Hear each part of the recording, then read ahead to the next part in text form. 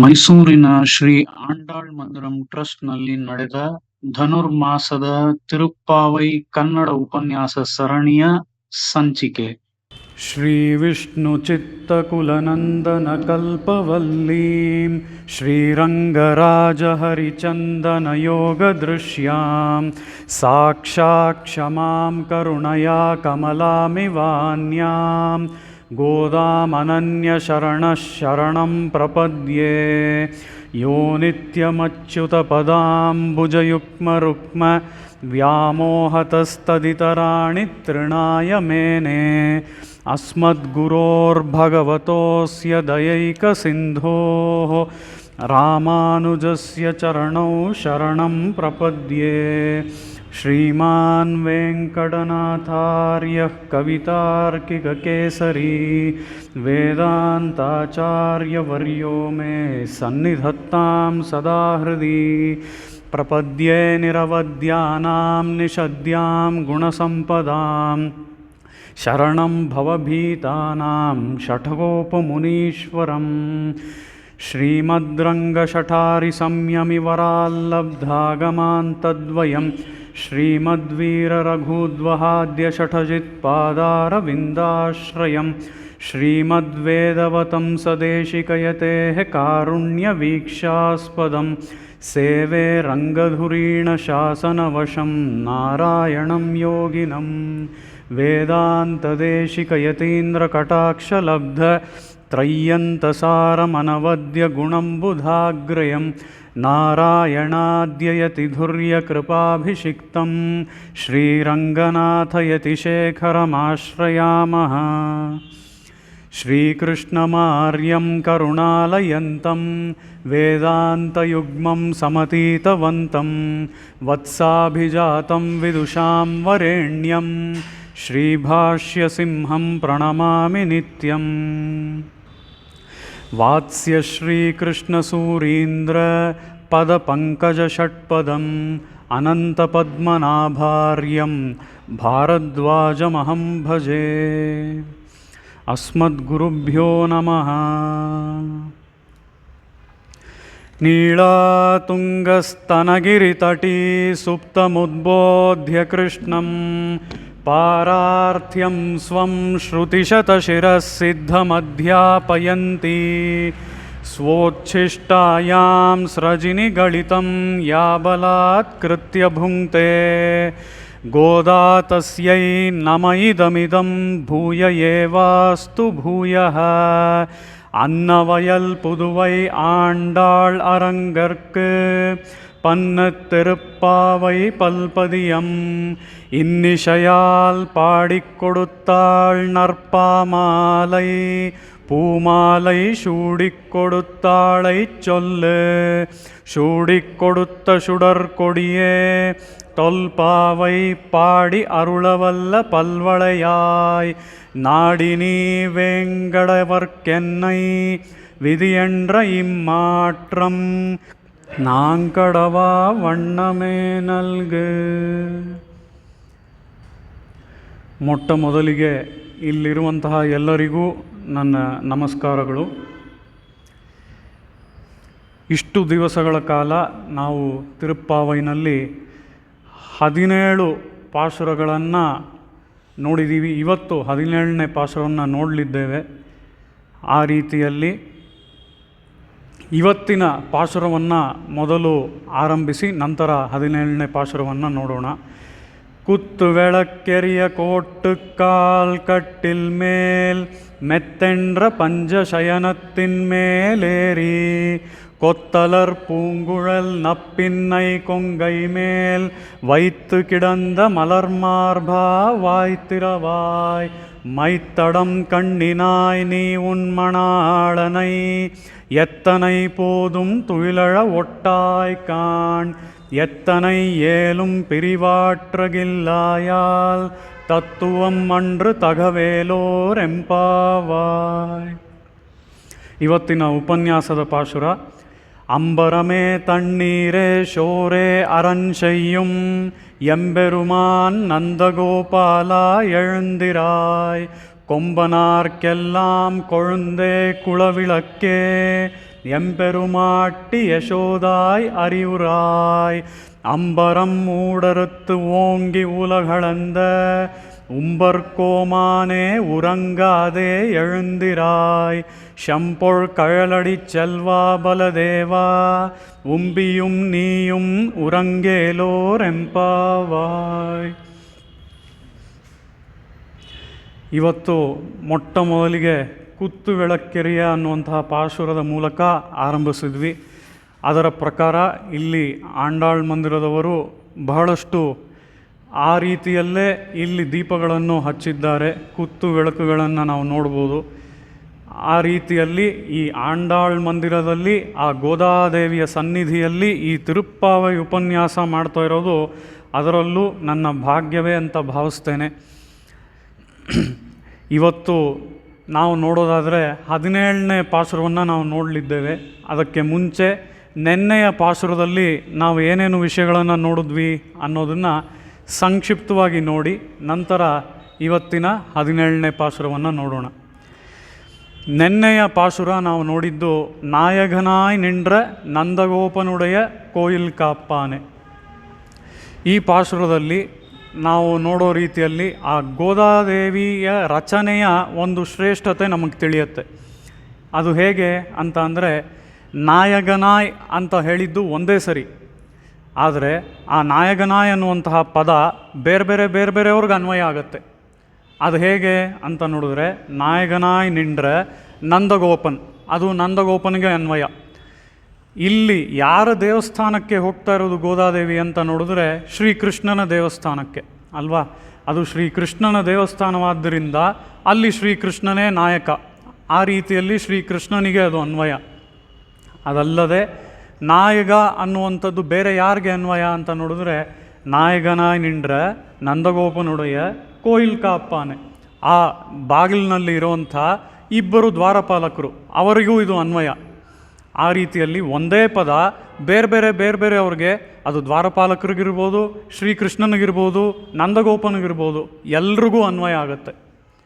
ಆ ರೀತಿಯಲ್ಲಿ ಇದು ಗೋದಾದೇವಿಯ ರಚನೆಯ ಒಂದು ಮಹಿಮೆಯನ್ನು ತೋರಿಸುತ್ತೆ. ನಾಯಕನಾಯ್ ನಿಂಡ್ರ ನಂದಗೋಪನುಡೆಯ ಕೋಯಿಲ್ ಕಾಪ್ಪಾನೆ ಕೊಡಿತ್ತೋಂಡ್ರಂ ತೋರಣವಾಯಿಲ್ ಕಾಪ್ಪಾನೆ. ನೆನ್ನೆ ಉಪನ್ಯಾಸದಲ್ಲೇ ಹೇಳಿದ ಹಾಗೆ ಇದಕ್ಕೆ ನಾವು ಬಹಳ ಹತ್ತಿರದ ನಮಗೆಲ್ಲ ಗೊತ್ತಿರುವಂಥ ಒಂದು ಉದಾಹರಣೆಯನ್ನು ಕೊಡಬೇಕು ಅಂತ ಅಂದರೆ, ಯಾವುದೋ ಒಂದು ದೊಡ್ಡ ಆಫೀಸ್ಗೆ ಹೋಗ್ತೀವಿ ನಾವು, ಅಲ್ಲಿ ಒಬ್ಬ ದೊಡ್ಡ ವ್ಯಕ್ತಿಯನ್ನು ಮೀಟ್ ಮಾಡಬೇಕು. ಆ ರೀತಿಯಲ್ಲಿ ಒಬ್ಬ ದೊಡ್ಡ ವ್ಯಕ್ತಿಯನ್ನು ಮೀಟ್ ಮಾಡಬೇಕು ಅಂತ ಅಂದರೆ ಆ ಆಫೀಸ್ಗೆ ಅಥವಾ ಆ ಕಂಪನಿಗೆ ಇರುವಂಥ ಒಂದು ಪ್ರೋಟೋಕಾಲ್ಸ್ ಬೇರೆನೇ ಇರುತ್ತೆ. ಒಂದೊಂದು ಕಡೆ ಒಂದೊಂದಿರುತ್ತೆ ಅಲ್ವಾ. ಆ ರೀತಿಯಲ್ಲಿ ಆ ದೊಡ್ಡ ವ್ಯಕ್ತಿಯನ್ನು ಮೀಟ್ ಮಾಡೋದಕ್ಕೆ ಮುಂಚೆ ನಾವು ಮೊದಲು ಸೆಕ್ಯೂರಿಟಿ ಅವನ ಹತ್ರ ಹೋಗಿ, ನಾವು ಇಂಥವ್ರ ಹತ್ರ ಹೋಗಬೇಕು, ಇಂಥವ್ರ ಹತ್ರ ಹೋಗೋದಕ್ಕೆ ಇಂಥ ಸಮಯದಲ್ಲಿ ನಂಗೆ ಅಪಾಯಿಂಟ್ಮೆಂಟ್ ಸಿಕ್ಕಿದೆ, ಅವ್ರ ಹತ್ರ ನಾನು ಮೊದಲೇ ಫೋನ್ ಮಾಡಿ ಮಾತಾಡಿದ್ದೀನಿ ಅಥವಾ ಇಮೇಲ್ ಮಾಡಿದ್ದೀನಿ, ಏನೋ ಒಂದು ಹೇಳ್ತೀವಿ. ಆ ರೀತಿ ನನ್ನ ಹತ್ರ ಇಂಥ ಅಪಾಯಿಂಟ್ಮೆಂಟ್ ಇದೆ, ಅಂಥವ್ರನ್ನ ನಾನು ಹೋಗಿ ನೋಡಬೇಕು, ನೀನು ದಯವಿಟ್ಟು ಒಳಗೆ ಬಿಡು ಅಂತ ಹೇಳಿ ಆ ಸೆಕ್ಯೂರಿಟಿಲಿ ಹೇಳ್ತೀವಲ್ವ. ಅದೇ ರೀತಿ ಇಲ್ಲೂ ಸಹ ನಾವು ಬೇರೆ ಹಂತಗಳಲ್ಲಿ ದ್ವಾರಪಾಲಕರನ್ನು ನೋಡ್ಬೋದು. ಮೊದಲು ನಾವು ಆಫೀಸ್ಗೆ ಹೋದರೆ ಸೆಕ್ಯೂರಿಟಿಲಿ ಹೋಗಿ ಸೈನ್ ಮಾಡಿ ಅದು ಏನೇನು ಪ್ರೊಸೀಜರ್ ಇದೆಯೋ ಅದನ್ನೆಲ್ಲ ಮಾಡಿ ಅಲ್ಲಿಂದ ಒಳಗೆ ಹೋಗ್ತೀವಿ. ಅಲ್ಲಿಂದ ಡೈರೆಕ್ಟಾಗಿ ಆ ವ್ಯಕ್ತಿನ ಮೀಟ್ ಮಾಡೋದಕ್ಕೆ ಹೋಗಲ್ಲ ನಾವು.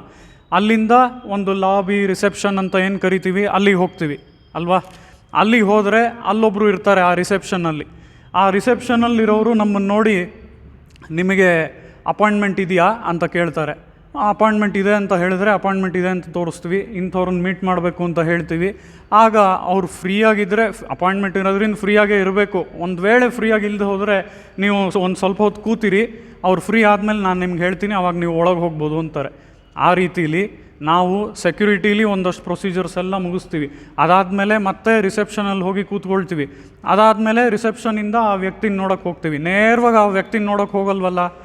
ಆ ರೀತಿಲಿ ಇಲ್ಲೂ ಸಹ ಗೋದಾದೇವಿ ಮತ್ತು ಸಖಿಯರು ಮೊದಲಿಗೆ ಹೊರಗೆ ಬಾಗಿಲ ಹತ್ರ ಇರುವಂಥ ದ್ವಾರಪಾಲಕರನ್ನು ಮೀಟ್ ಮಾಡ್ತಾರೆ. ಅವರ ಹತ್ರ ಬೇಕಾಗಿರುವಂಥ ಪ್ರೊಸೀಜರ್ಸ್ನೆಲ್ಲ ಮುಗಿಸ್ಕೊಳ್ತಾರೆ. ಇಲ್ಲಿ ಪ್ರೊಸೀಜರ್ಸ್ ಅಂದರೆ ಏನು? ಅವರಿಗೆ ನಮಸ್ಕಾರ ಮಾಡೋದು, ಅವರಿಂದ ಅನುಮತಿ ಪಡೆಯೋದು, ಅದನ್ನೆಲ್ಲ ಮುಗಿಸ್ಕೊಳ್ತಾರೆ. ಅಲ್ಲಿಂದ ಮುಂದಿನ ಹಂತ ಯಾವುದು? ಧ್ವಜಸ್ತಂಭದ ಬಳಿ ಇನ್ನೂ ಇಬ್ಬರು ದ್ವಾರಪಾಲಕರಿದ್ದಾರೆ. ಅದೇ ಅಲ್ಲಿ ಹೇಗೆ ಸೆಕ್ಯೂರಿಟಿ ಆಯಿತು, ಅದಾದಮೇಲೆ ಮುಂದಿನ ಹಂತ ರಿಸೆಪ್ಷನ್ನು ಅಂತ ನೋಡಿದ್ವಲ್ಲ, ಅದೇ ರೀತಿಯಲ್ಲಿ ಇಲ್ಲೂ ಸಹ ಮೊದಲು ಬಾಗಿಲ ಬಳಿ ಇಬ್ಬರು ದ್ವಾರಪಾಲಕರಾಯಿತು, ಅದಾದಮೇಲೆ ಧ್ವಜಸ್ತಂಭದ ಬಳಿ ಇಬ್ಬರು ದ್ವಾರಪಾಲಕರು. ಈ ರೀತಿಯಲ್ಲಿ ಒಬ್ಬರಾದ ಮೇಲೆ ಒಬ್ಬರನ್ನು ಆ ಗೋದಾದೇವಿ ಅಪ್ರೋಚ್ ಮಾಡಿ ನಂತರ ಶ್ರೀಕೃಷ್ಣನ ಬಳಿ, ಆ ಶ್ರೀಕೃಷ್ಣನ ದೇವಸ್ಥಾನಕ್ಕೆ ಒಳಗೆ ಹೋಗ್ತಾಳೆ. ನೇರವಾಗಿ ಶ್ರೀಕೃಷ್ಣನ ಬಳಿ ಹೋಗಲ್ಲ.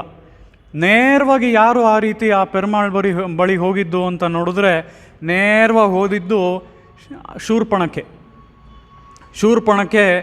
ರಾಮ, ಲಕ್ಷ್ಮಣ, ಸೀತೆಯರು ಮೂವರು ಆ ಒಂದು ಕುಟೀರದಲ್ಲಿ ಇದ್ದಂಥ ಸಮಯದಲ್ಲಿ, ಅರಣ್ಯದಲ್ಲಿ ಶೂರ್ಪಣಖೆ ಬಂದಾಗ ನೇರವಾಗಿ ಹೋಗಿದ್ದು ಶ್ರೀರಾಮನನ್ನು ನೋಡೋಕ್ಕೇನೆ. ಆ ರೀತಿ ಅಲ್ಲಿ ಶ್ರೀರಾಮನನ್ನು ನೋಡಿ ಅವನ ಸೌಂದರ್ಯದಿಂದ ಮೋಹಗೊಂಡು ನಾನು ನಿನ್ನನ್ನು ಪ್ರೀತಿಸ್ತೇನೆ, ಮದುವೆ ಆಗ್ತೇನೆ ಅಂತ ಹೇಳಿ ಶೂರ್ಪಣಖೆ ಹೇಳ್ತಾಳೆ. ಆ ರೀತಿಯಲ್ಲಿ ಅಲ್ಲಿ ಶೂರ್ಪಣಖೆ ಮಾಡಿದ್ದು ಮತ್ತು ಇಲ್ಲಿ ಗೋದಾದೇವಿ ಮಾಡಿದ್ದು ಎರಡು ಯಾವ ರೀತಿ ವಿರುದ್ಧವಾಗಿದೆ ಅಂತ ನಾವು ನೋಡ್ತೀವಿ ಅಲ್ವಾ. ಶೂರ್ಪಣಖೆ ಡೈರೆಕ್ಟಾಗಿ ಶ್ರೀರಾಮನ ಬಳಿ ಹೋದ್ಲು, ಅದೇ ಇಲ್ಲಿ ಗೋದಾದೇವಿ ಶ್ರೀಕೃಷ್ಣನನ್ನು ನೋಡೋದಕ್ಕೆ ದ್ವಾರಪಾಲಕರನ್ನು ನೋಡಿ ಹಂತ ಹಂತದಲ್ಲಿ ಅವರನ್ನು ನಮಸ್ಕರಿಸಿ ಅವರಿಂದ ಅನುಮತಿ ಪಡೆದು ನಂತರ ಒಳಗೆ ಹೋಗ್ತಾಳೆ. ಆ ರೀತಿಯಲ್ಲಿ ನೆನ್ನೆಯ ಪಾಶುರದಲ್ಲಿ ನಾವು ಈ ಎಲ್ಲ ವಿಷಯಗಳನ್ನು ನೋಡಿದ್ವಿ. ಇದರ ಜೊತೆಗೆ ಅಲ್ಲಿದ್ದಂತಹ ಕನ್ಸ್ಟ್ರಕ್ಷನ್, ಆ ಒಂದು ಟೆಂಪಲ್ ಬಿಲ್ಡಿಂಗ್ ಕನ್ಸ್ಟ್ರಕ್ಷನ್, ಆ ದೇವಸ್ಥಾನ ಹೇಗಿತ್ತು ಅನ್ನೋದನ್ನ, ಆ ದೇವಸ್ಥಾನದ ಬಗ್ಗೆ ಸಂಪೂರ್ಣವಾಗಿ ಹೇಳದೆ ಹೋದರೂ ನಮಗೆ ಆ ಒಂದು ಬಾಗಿಲಿಂದಾನೇ ಆ ದೇವಸ್ಥಾನ ಹೇಗಿತ್ತು ಅನ್ನೋದು ಗೊತ್ತಾಗತ್ತೆ.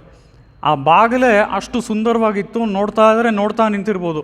ಆದರೆ ಗೋದಾದೇವಿ ಸಖಿಯರು ಆ ರೀತಿ ಆ ಬಾಗಿಲಿನ ಒಂದು ಸೌಂದರ್ಯವನ್ನು ಸವಿಯೋದಕ್ಕೆ ಹೋಗಿಲ್ಲ. ಇಲ್ಲಿ ಆ ಶ್ರೀಕೃಷ್ಣನನ್ನು ನೋಡೋದಕ್ಕೆ ಹೋಗ್ತಾ ಇದ್ದಾರೆ. ಅದಕ್ಕೆ ಆ ಬಾಗಿಲನ್ನು ನೋಡಿ ಅವರು ನಿಂತ್ಕೊಳ್ತಾ ಇಲ್ಲ.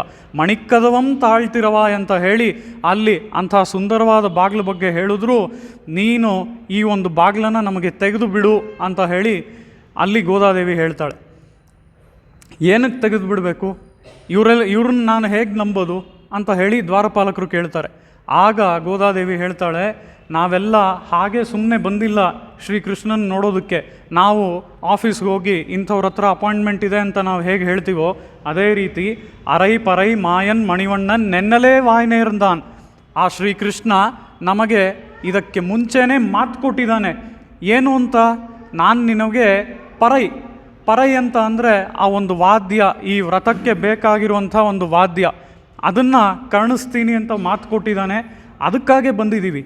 ಆ ರೀತಿ ಆ ಶ್ರೀಕೃಷ್ಣನ ಬಳಿ ಅಪಾಯಿಂಟ್ಮೆಂಟ್ ಇದೆ ನಮಗೆ ಈ ಪರೈ ಅನ್ನುವಂಥ ವಾದ್ಯ ತಗೊಳ್ಳೋದಕ್ಕೆ, ಅದಕ್ಕಾಗೆ ಬಂದಿದ್ದೀವಿ ಅಂತ ಹೇಳಿ ಅದು ಪರೈ ಅನ್ನುವಂಥದ್ದು ವಾದ್ಯವನ್ನು ತೋರಿಸುತ್ತೆ, ಮೋಕ್ಷವನ್ನು ತೋರಿಸುತ್ತೆ. ಮೋಕ್ಷವನ್ನು ತೋರಿಸೋದಾದರೆ ಶ್ರೀಕೃಷ್ಣ ವರಾಹ ಚರ್ಮ ಶ್ಲೋಕದಲ್ಲಿ, ಶ್ರೀರಾಮ ಚರ್ಮ ಶ್ಲೋಕದಲ್ಲಿ, ಶ್ರೀಕೃಷ್ಣ ಚರ್ಮ ಶ್ಲೋಕದಲ್ಲಿ ನಾನು ನಿಮಗೆ ಮೋಕ್ಷ ಕೊಡ್ತೇನೆ ಅಂತ ಹೇಳಿದ್ದಾನೆ, ಅದಕ್ಕಾಗೆ ಬಂದಿದ್ದೀವಿ ಅಂತ ಹೇಳಿ ಅದು ಅಪಾಯಿಂಟ್ಮೆಂಟ್ ಸಮ. ಆ ರೀತಿ ಈ ಅಪಾಯಿಂಟ್ಮೆಂಟ್ ಇದೆ ನಮಗೆ, ನಾವು ಸುಮ್ಮನೆ ಹಾಗೆ ಬರ್ತಾಯಿಲ್ಲ ಶ್ರೀಕೃಷ್ಣನ ನೋಡೋದಕ್ಕೆ ಅಂತ ಹೇಳಿ ಆ ಅಪಾಯಿಂಟ್ಮೆಂಟ್ನ ತೋರಿಸಿ ನಾವು ಈಗ ಒಳಗೆ ಹೋಗ್ಬೋದಾ ಅಂತ ಹೇಳಿ ಕೇಳ್ತಾಳೆ ಗೋದಾದೇವಿ. ಆ ಅಪಾಯಿಂಟ್ಮೆಂಟ್ ತೋರಿಸಿದ್ರೂ ಸಹ ಅಲ್ಲಿರುವಂತಹ ದ್ವಾರಪಾಲಕ ಅದನ್ನೂ ನಂಬಲ್ಲ. ಯಾಕೆ ಅಂತ ಅಂದರೆ ಇಲ್ಲಿವರೆಗೂ ಶ್ರೀಕೃಷ್ಣನ ಮೇಲೆ ಆಕ್ರಮಣ ಮಾಡಿರುವಂಥ ಅಸುರರು ಯಾರ್ಯಾರು ಅಂತ ನೋಡಿದ್ರೆ ಎಲ್ಲರೂ ಬೇರೆ ಬೇರೆ ವೇಷ ಹಾಕೊಂಡ್ಬಂದವರು. ಒಬ್ಬ ಒಂದು ಗಾಡಿಯ ವೇಷದಲ್ಲಿ ಬಂದವನು, ಇನ್ನೊಬ್ಬ ಒಂದು ಹಸುವಿನ ರೂಪದಲ್ಲಿ ಬಂದವನು, ಇನ್ನೊಬ್ಬಳು ತಾಯಿ ರೂಪದಲ್ಲಿ ಬಂದಳು, ಇನ್ನೊಬ್ಬ ಒಂದು ಮರದ ರೂಪದಲ್ಲಿ ಬಂದ, ಇನ್ನೊಬ್ಬ ಕೇಶಿ ಅವನು ಅಶ್ವರೂಪದಲ್ಲಿ ಬಂದ. ಈ ರೀತಿ ಒಂದೊಂದು ರೂಪದಲ್ಲಿ ಒಬ್ಬೊಬ್ಬರು ಹಸುರು ಬಂದರು. ನೀವೆಲ್ಲ ಗೋಪಿಕೆಯರು ಅಂತ ನಾನು ಹೇಗೆ ನಂಬೋದು, ಗೋಪಿಕೆಯರ ರೂಪದಲ್ಲಿ ಬಂದಿರುವಂಥ ಹಸುರರು ಆಗಿರ್ಬೋದಲ್ಲ ನೀವು ಅಂತ ಹೇಳಿ ದ್ವಾರಪಾಲಕರು ಕೇಳ್ತಾರೆ. ಅದಕ್ಕೆ ಗೋದಾದೇವಿ ಹೇಳ್ತಾಳೆ, ತುಯೋಮಾಯ್ ಒಂದೋಂ ತುಯಿಲಳಪ್ಪಾಡುವಾನ್. ನಾವು ಆ ಶ್ರೀಕೃಷ್ಣನನ್ನು ಎಬ್ಸೋದಕ್ಕೆ ತುಯೋಮಾಯ್ ಒಂದೋಂ, ಆಂತರಿಕವಾಗೂ ಬಾಹ್ಯವಾಗೂ ಶುದ್ಧವಾಗಿ ಬಂದಿದ್ದೇವೆ. ನೀವು ನನ್ನನ್ನು ನೋಡಿ ಅನುಮಾನ ಪಡಬೇಡ, ನಮ್ಮ ಮೇಲೆ ಈ ರೀತಿ ವಾದ ಮಾಡಬೇಡ.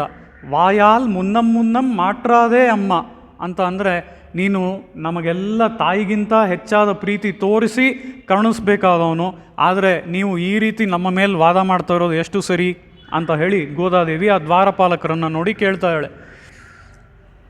ಆ ರೀತಿಯಲ್ಲಿ ನಾವು ಇದಕ್ಕೆ ವಿಶೇಷವಾದ ಅರ್ಥಗಳನ್ನು ಸಹ ನೋಡಿದ್ವಿ ನೆನೆಯ ದಿನ. ಅದರಲ್ಲಿ ಈ ದ್ವಾರಪಾಲಕರು ಅನ್ನೋದು ಯಾರನ್ನ ತೋರಿಸುತ್ತೆ ಅಂತ ನೋಡಿದ್ರೆ, ಈ ದ್ವಾರಪಾಲಕರು ಅನ್ನೋದು ಆಚಾರ್ಯರನ್ನು ತೋರಿಸುತ್ತೆ ಮತ್ತು ಆ ಆಚಾರ್ಯರ ಮೂಲಕವೇ ನಾವು ಒಳಗೆ ಹೋಗಬೇಕು. ಆ ಶ್ರೀಕೃಷ್ಣನನ್ನು ನೋಡೋದಕ್ಕೆ ದೇವಸ್ಥಾನದ ಒಳಗೆ ಹೋಗಬೇಕು ಅಂತ ಹೇಳಿ ಆ ಒಂದು ಆಚಾರ್ಯರ ಸಂಬಂಧ, ಆಚಾರ್ಯರ ಕನೆಕ್ಷನ್ ಬಗ್ಗೆ ಇಲ್ಲಿ ಗೋದಾದೇವಿ ಇಂಪಾರ್ಟೆಂಟಾಗಿ ತೋರಿಸ್ತಾ ಇದ್ದಾಳೆ. ಆ ರೀತಿಯಲ್ಲಿ ದ್ವಾರಪಾಲಕರು ಅನ್ನೋದು ಆಚಾರ್ಯರನ್ನು ತೋರಿಸಿದ್ರೆ, ವಾಯಾಲ್ ಮುನ್ನಂ ಮುನ್ನಂ ಮಾಟ್ರಾದೆ ಅಮ್ಮ ಅಂತ ಹೇಳೋದು ಆ ಅಮ್ಮ ಅಂತ ಇಲ್ಲಿ ಹೇಳ್ತಾ ಇರೋದ್ರಿಂದ, ಆ ಅಮ್ಮ ಅಂದರೆ ಆ ತಾಯಿಗಿಂತ ಹೆಚ್ಚಾದ ಪ್ರೀತಿ ಉಳ್ಳವರು ದ್ವಾರಪಾಲಕರು, ಸಾಮಾನ್ಯವಾದ ಅರ್ಥದಲ್ಲಿ ಆ ಆಚಾರ್ಯರು. ಅಂಥ ಆಚಾರ್ಯರಾದ ನೀವು ನಮ್ಮನ್ನು ಒಳಗೆ ಬಿಡಬೇಕು ಅಂತ ಹೇಳಿ ಕೇಳ್ತಾ ಇದ್ದಾಳೆ. ವಾಯಾಲ್ ಮುನ್ನಂ ಮುನ್ನಂ ಮಾಟ್ರಾದೆ ಅಮ್ಮ ನೀ ನೇಯ ನಿಲೈಕ್ಕದವಂ ನೀ ಕೇಲೋರ್ ಎಂಪಾವಾಯ್ ಅಲ್ವಾ. ನೀ ನೇಯ ನಿಲೈಕ್ಕದವಂ ಅಥವಾ ನೀ ನೇಷ ನಿಲೈಕ್ಕದವಂ, ಎರಡೂ ಪಾಠಭೇದಗಳನ್ನು ನಾವು ನೋಡ್ತೀವಿ. ಆ ರೀತಿಯಲ್ಲಿ ನಾವು ನೋಡೋದಾದರೆ ನೀ ನೇಯ ನಿಲೈಕ್ಕದವಂ ಅಂತ ಅಂದರೆ ಅದು ದೃಢವಾದ ಬಾಗಿಲು. ಯಾರಿಗೆ ದೃಢವಾದ ಬಾಗಿಲು ಅಂತ ನೋಡಿದ್ರೆ, ನೆನ್ನೆ ನೋಡಿದಂಥ ಕಥೆಯಲ್ಲಿ ದುರ್ಯೋಧನ ದ್ವಾರಕೆಗೆ ಹೋದ. ಆ ದ್ವಾರಕೆಯಲ್ಲಿ ಬಹಳಷ್ಟು ಧ್ವಜಗಳು ಹಾರಾಡ್ತಾ ಇದ್ವು ಒಂದೊಂದು ಮನೆ ಮೇಲೂ. ಅದೆಲ್ಲ ಹೇಗೆ ಹಾರಿದ್ವಂತೆ, ಆ ದುರ್ಯೋಧನ ಬರಬೇಕಾದ್ರೆ ಹೀಗೆ ಅವನ ಕಡೆಗೆ ಹಾರಿದ್ವಂತೆ. ಅಂತ ಅಂದರೆ ನೀನು ಬರಬೇಡ ಅನ್ನೋ ರೀತಿಲಿ ಹಾರಿದ್ವಂತೆ.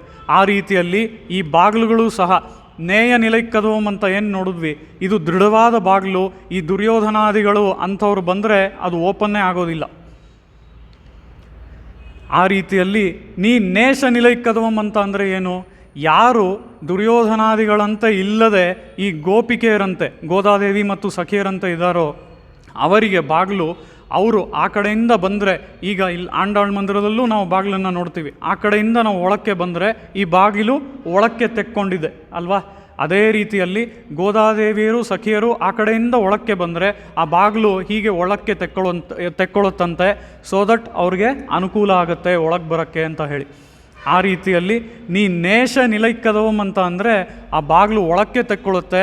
ಗೋದಾದೇವಿ ಮತ್ತು ಸಖಿಯರು ಇಂಥವರು ಭಕ್ತರು ಬಂದರೆ, ಅದೇ ದುರ್ಯೋಧನಾದಿಗಳು ಬಂದರೆ ಅದು ನೀ ನೇಯ ನಿಲೈಕ್ಕದವಂ, ದೃಢವಾದ ಬಾಗಿಲು, ಅದನ್ನು ತೆಗೆಯೋದಕ್ಕೆ ಆಗೋದಿಲ್ಲ ಅಂತ ಹೇಳಿ ನೀ ನೇಯ ನಿಲೈಕ್ಕದವಂ ನೀ ಕೇಲೋರ್ ಎಂಪಾವಾಯ್ ಅಂತ ಹೇಳಿ ಈ ಪಾಶುರದ ಅರ್ಥಗಳನ್ನೆಲ್ಲ ನೆನ್ನೆ ನೋಡಿದ್ವಿ.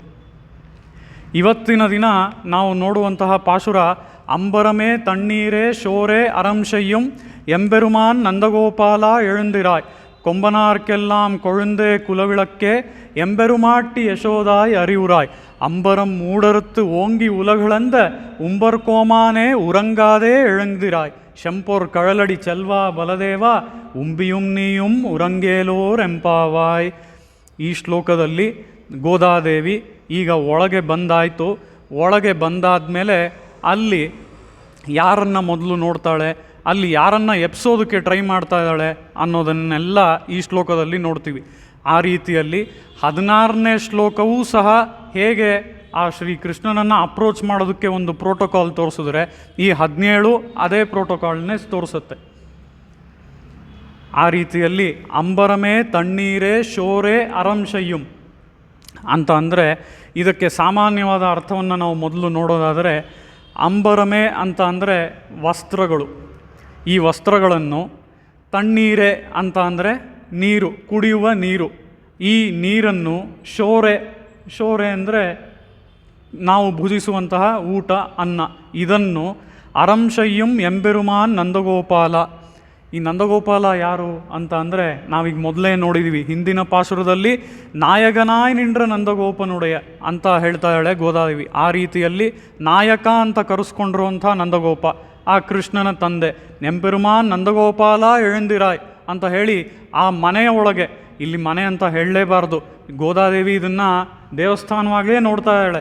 ಆ ರೀತಿಯಲ್ಲಿ ಆ ದೇವಸ್ಥಾನದ ಒಳಗೆ ಹೋದ ತಕ್ಷಣ ಮೊದಲು ಸಿಕ್ಕಿದ್ದು ಯಾರು ಅಂತ ಹೇಳಿದ್ರೆ ಆ ನಂದಗೋಪಾಲ.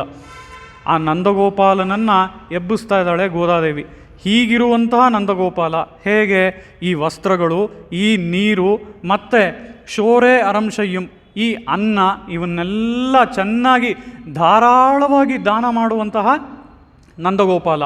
ಹೀಗಿರುವಂತಹ ನಂದಗೋಪಾಲ ನೀನು ಮೊದಲು ಹೇಳಪ್ಪ ಅಂತ ಹೇಳಿ ಆ ನಂದಗೋಪಾಲನನ್ನು ಎಬ್ಸೋದಕ್ಕೆ ಪ್ರಯತ್ನ ಪಡ್ತಾಳೆ. ಅದಾದ ಮೇಲೆ ಕೊಂಬನಾರ್ಕೆಲ್ಲಾಂ ಕೊழுந்தே ಕುಲವಿಳಕ್ಕೆ ಎಂಬೆರುಮಾಟ್ಟಿ ಯಶೋದಾಯ್ ಅರಿವುರಾಯ್ ಅಂತ ಹೇಳಿ ಅಲ್ಲಿ ಸುಂದರವಾದ ಸ್ತ್ರೀಯರು ಅವರೆಲ್ಲ ಯಾರು? ಗೋಪಿಕೆಯರು ಅಲ್ವಾ? ಆ ಶ್ರೀಕೃಷ್ಣನ ಸಂಬಂಧ ಇರೋದರಿಂದಾನೇ ಅವರೆಲ್ಲರೂ ಸುಂದರವಾದ ಸ್ತ್ರೀಯರು. ಅಂಥ ಸುಂದರವಾದ ಸ್ತ್ರೀಯರ ಮಧ್ಯದಲ್ಲಿ ಆಭರಣ ಪ್ರಾಯಳಾಗಿ ಇರುವಂಥವಳು ಈ ಯಶೋದೆ. ಅಂಥ ಯಶೋದೆ ನೀನು ಹೇಳಮ್ಮ ಅಂತ ಹೇಳಿ ಆ ಯಶೋಧೆಯನ್ನು ಇಲ್ಲಿ ಮೊದಲು ಎಬ್ಸೋದಕ್ಕೆ ಟ್ರೈ ಮಾಡ್ತಾಳೆ.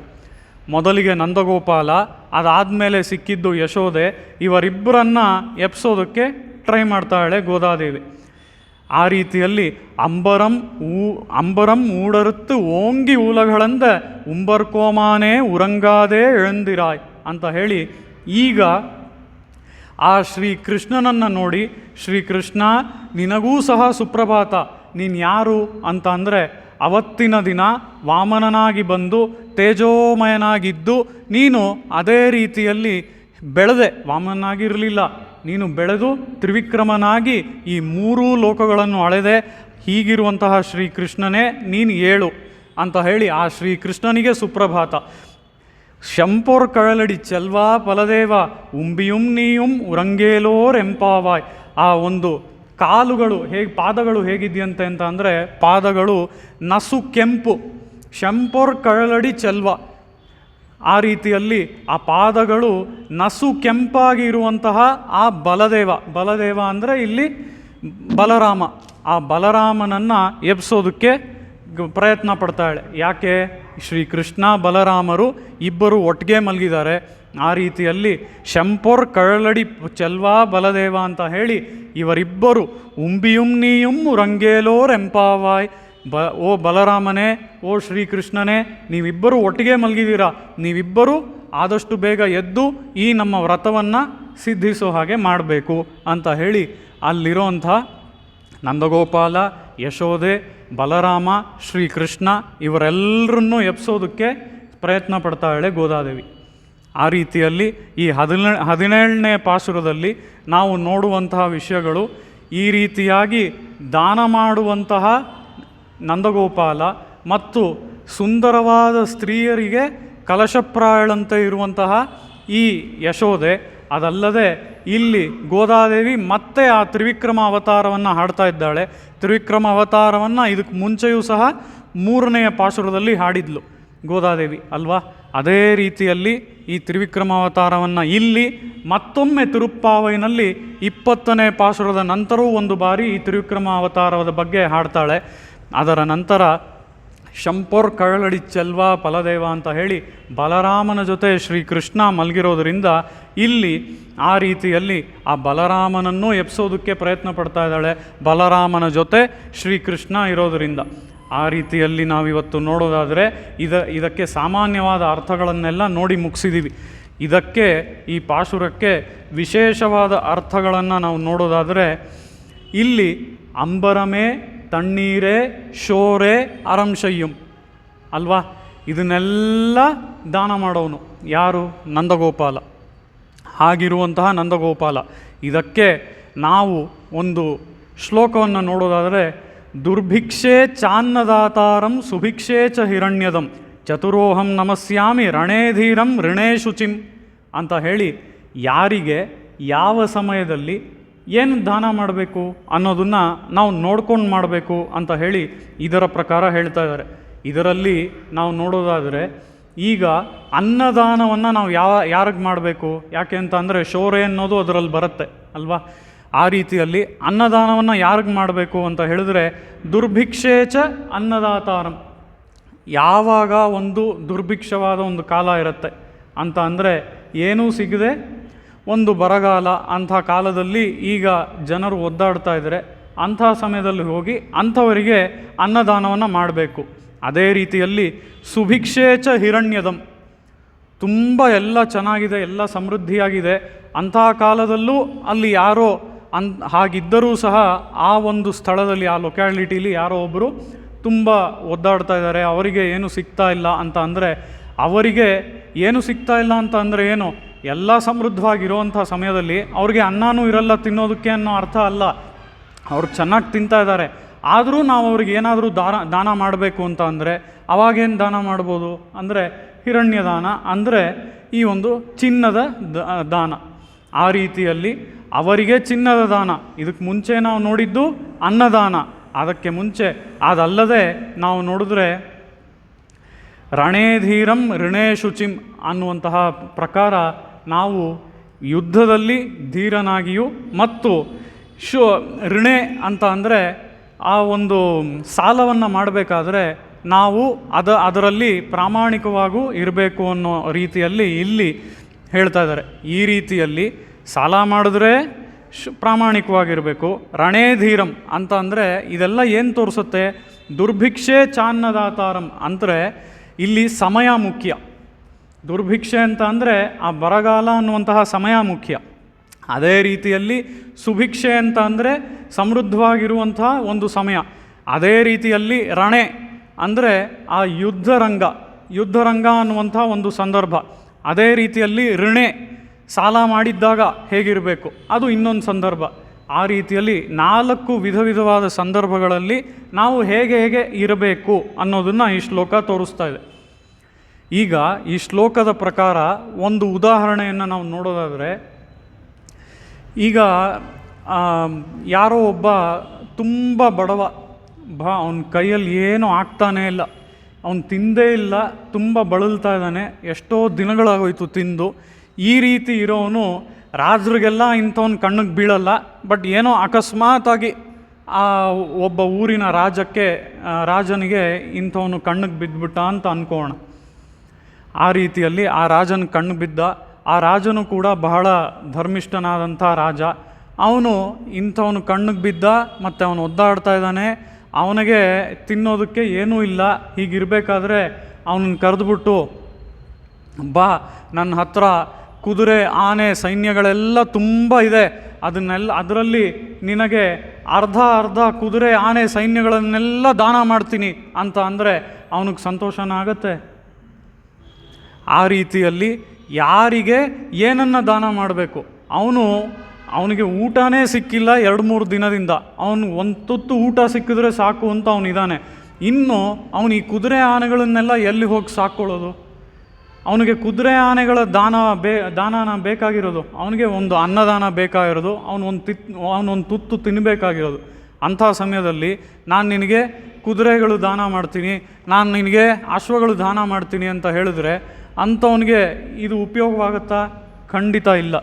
ಆ ರೀತಿಯಲ್ಲಿ ನಾವು ಯಾವ ಸಮಯದಲ್ಲಿ ಏನು ದಾನ ಮಾಡಬೇಕು, ಸೋ ದಟ್ ಆ ದಾನ ಮಾಡಿದ್ರು ಈಗ ಕುದುರೆ ಆನೆಗಳನ್ನು ಇವನೆಲ್ಲ ಹಸುಕೊಂಡಿರೋನಲ್ಲ, ಇನ್ಯಾರೋ ಬರ್ತಾನೆ ಅಂತಲೇ ಇಟ್ಕೊಳ್ಳೋಣ. ಇನ್ನೊಬ್ಬನಿಗೆ ಈ ಕುದುರೆ ಆನೆಗಳನ್ನು ಈ ರೀತಿ ರಾಜ ದಾನ ಮಾಡ್ದ ಅಂತ ಅಂದರೆ ಆ ಕುದುರೆ ಆನೆಗಳನ್ನು ಮೇಂಟೈನ್ ಮಾಡೋಷ್ಟು ಜಾಗ ಅವನ ಮನೇಲಿ ಇರಬೇಕಲ್ಲ. ಆ ರೀತಿ ನೋಡಿಕೊಂಡು ಯಾರಿಗೆ ಏನನ್ನು ದಾನ ಮಾಡಬೇಕು ಅನ್ನೋದನ್ನು ನೋಡ್ಕೊಂಡು ಮಾಡಬೇಕು ಅಂತ ಹೇಳಿ ನಮಗೆ ಇಲ್ಲಿ ಗೋದಾದೇವಿ ತೋರಿಸ್ತಾ ಇದ್ದಾಳೆ. ಆ ರೀತಿಯಲ್ಲಿ ಶ್ರದ್ಧಾತ್ರಯ ವಿಭಾಗ ಯೋಗ ಅನ್ನುವಂಥದ್ದು ಗೀತೆಯಲ್ಲಿ 17ನೇ ಅಧ್ಯಾಯ. ಈ ಗೀತೆಯ 17ನೇ ಅಧ್ಯಾಯದಲ್ಲೂ ಬಹಳಷ್ಟು ವಿಷಯಗಳ ಬಗ್ಗೆ, ತಪಸ್ಸಿನ ಬಗ್ಗೆ, ಈ ದಾನದ ಬಗ್ಗೆ, ಈ ರೀತಿಯಲ್ಲಿ ಬಹಳಷ್ಟು ವಿಷಯಗಳ ಬಗ್ಗೆ ಶ್ರೀಕೃಷ್ಣ 3 ಎಲ್ಲವನ್ನೂ ಸಾತ್ವಿಕ, ರಾಜಸ, ತಾಮಸ ಅಂತ ಕ್ಲಾಸಿಫೈ ಮಾಡಿ ತೋರಿಸಿರೋದ್ರಲ್ಲಿ ಈ ದಾನವೂ ಸಹ ಈ ರೀತಿಯಾಗಿ 3 ರೀತಿಯಾಗಿ ಬರುತ್ತೆ ಅಂತ ಹೇಳಿ ಶ್ರೀಕೃಷ್ಣ ತೋರಿಸ್ತಾನೆ. ಆ ರೀತಿಯಲ್ಲಿ ಇಲ್ಲಿ ನೋಡೋದಾದರೆ ಈ ನಮ್ಮ ನಂದಗೋಪಾಲ ಮಾಡ್ತಾ ಇರೋವಂಥದ್ದು ಎಲ್ಲವೂ ಸಾತ್ವಿಕ ದಾನವೇ.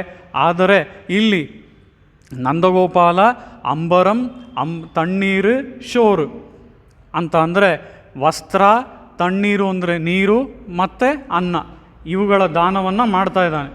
ಇಲ್ಲಿ ಅಂಬರ ಅನ್ನೋದಕ್ಕೆ ವಸ್ತ್ರ ಅನ್ನುವಂತಹ ಅರ್ಥವನ್ನು ನೋಡಿದ್ವಿ.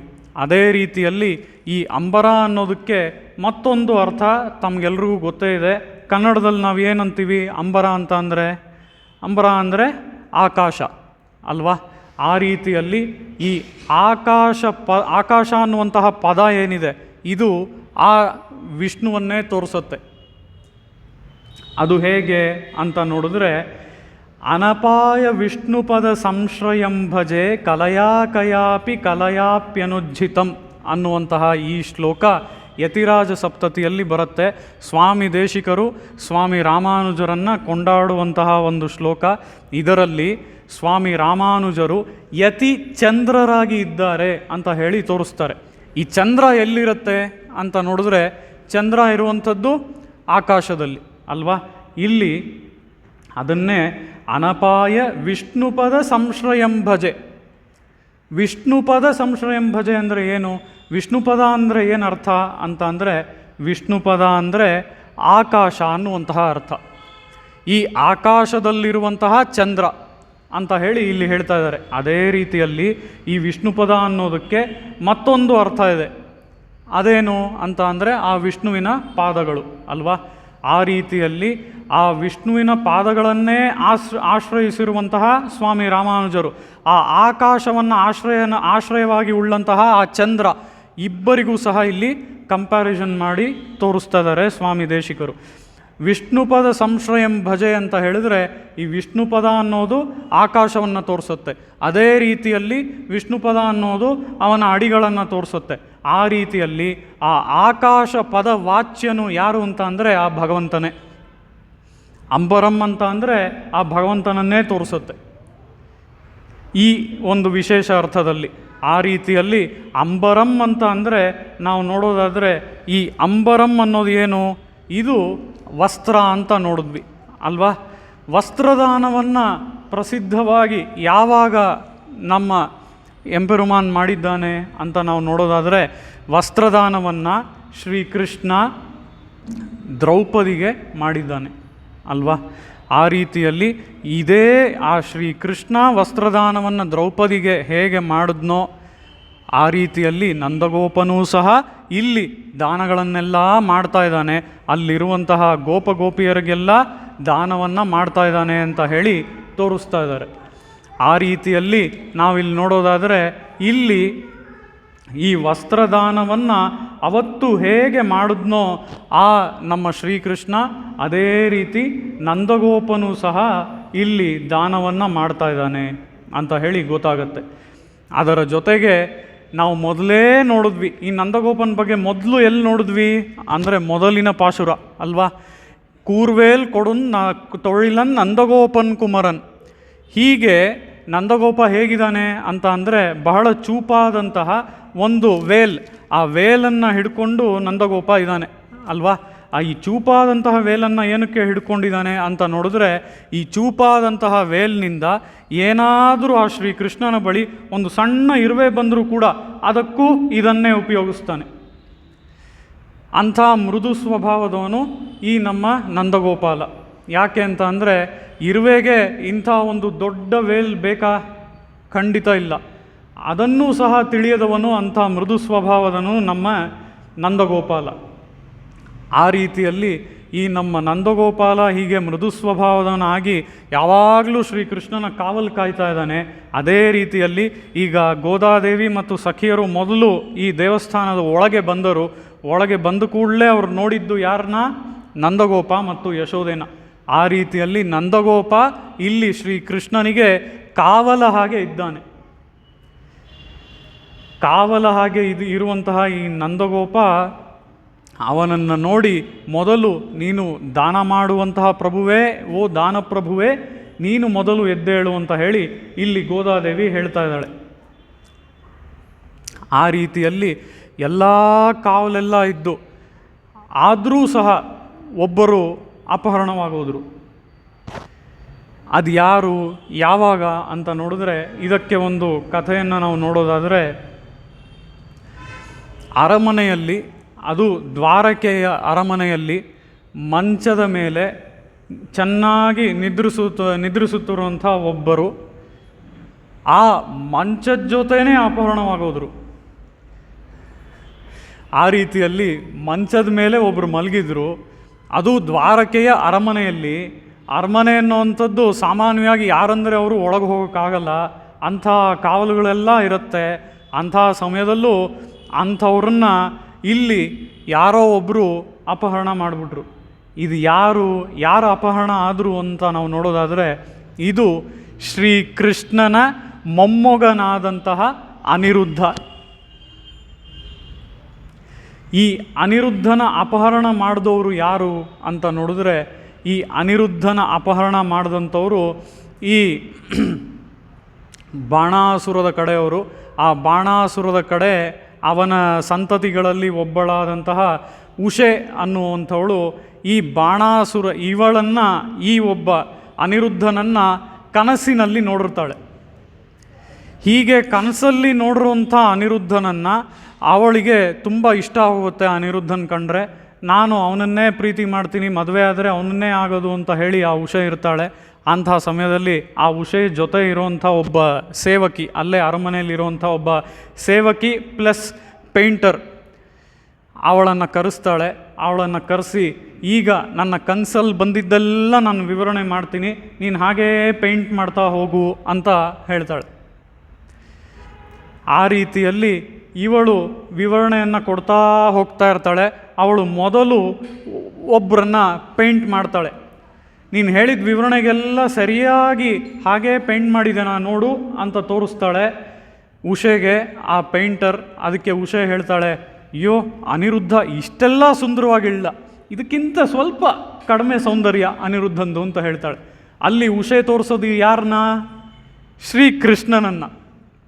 ಶ್ರೀಕೃಷ್ಣ ಅವನಿಗೆ ಮೊಮ್ಮಗ ಇದ್ದರೂ ಸಹ ಯುವಕನಂತೆಯೇ ಇರ್ತಾನೆ. ಆ ರೀತಿಯಲ್ಲಿ ಶ್ರೀಕೃಷ್ಣನ ಸೌಂದರ್ಯ ಆ ರೀತಿಯಾಗಿರುತ್ತೆ. ಇದು ನೀನು ತೋರಿಸ್ತಾ ಇರೋವಂಥದ್ದು ಇವನಲ್ಲ, ನನ್ನ ಕನಸಲ್ಲಿ ಬಂದಿದ್ದು, ಇದಕ್ಕಿಂತ ಸ್ವಲ್ಪ ಕಡಿಮೆ ಸೌಂದರ್ಯ ಅಂತ ಹೇಳ್ತಾಳ.